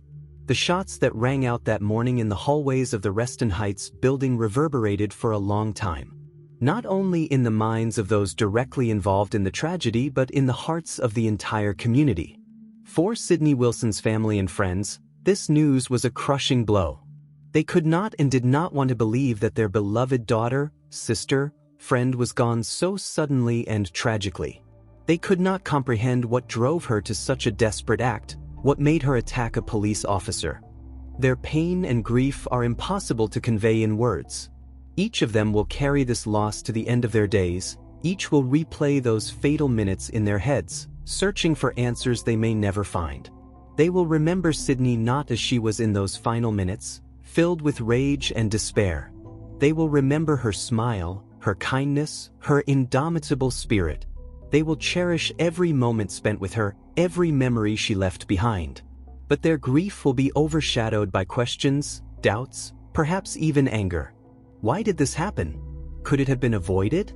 Did they do enough to help Sydney? These questions will haunt not only them but the entire Reston community.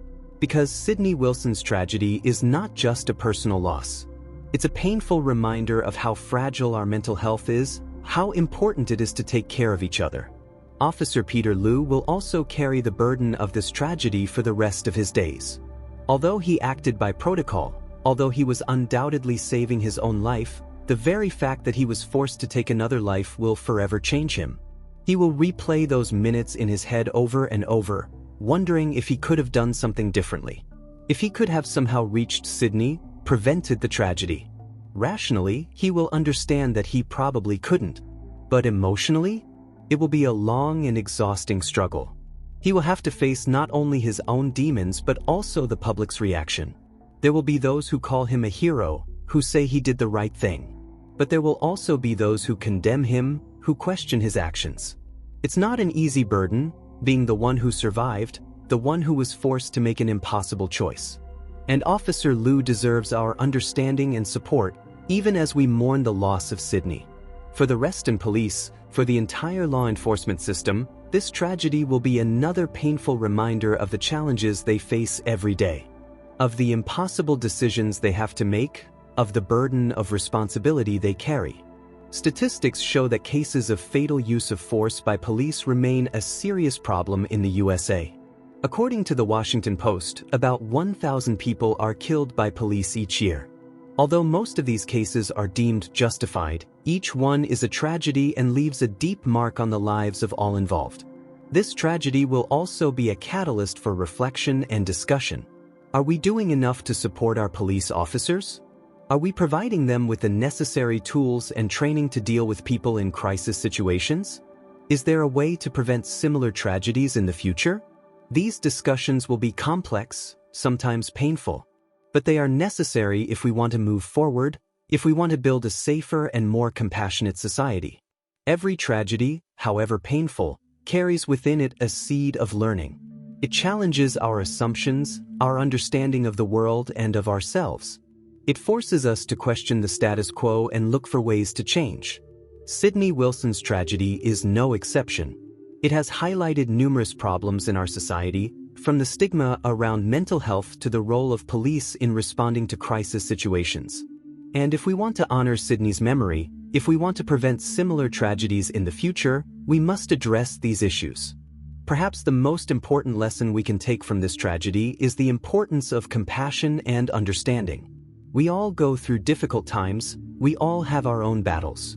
And we never know what other people are going through. So instead of judging or turning away, we must learn to listen, support, and extend a helping hand. We must build communities where everyone feels valued and heard, where no one is left alone with their pain. This is not an easy path. It will require hard work, uncomfortable conversations, and painful changes. But if we want to create a society where tragedies like Sydney Wilson's story become less common, we must walk this path. Sydney Wilson lived a life full of light and promise. She touched countless lives with her kindness, generosity, and indomitable spirit. She was a beloved daughter, a devoted friend, an inspiring mentor, and a brilliant professional. Her tragic death has left an unhealing wound in the hearts of all who knew her. She left too soon, too suddenly, leaving behind countless questions and unfulfilled dreams. But her legacy lives on. It lives in the smiles of the girls she coached and inspired. It lives in the successes of her colleagues and clients whom she helped achieve their goals. It lives in the memories of her loved ones, who will always keep her in their hearts. And it lives in the lessons we can learn from her story. In our quest to create a world where every person feels supported and understood, where mental health is a priority, where tragedies like this become less common. This will not be an easy journey.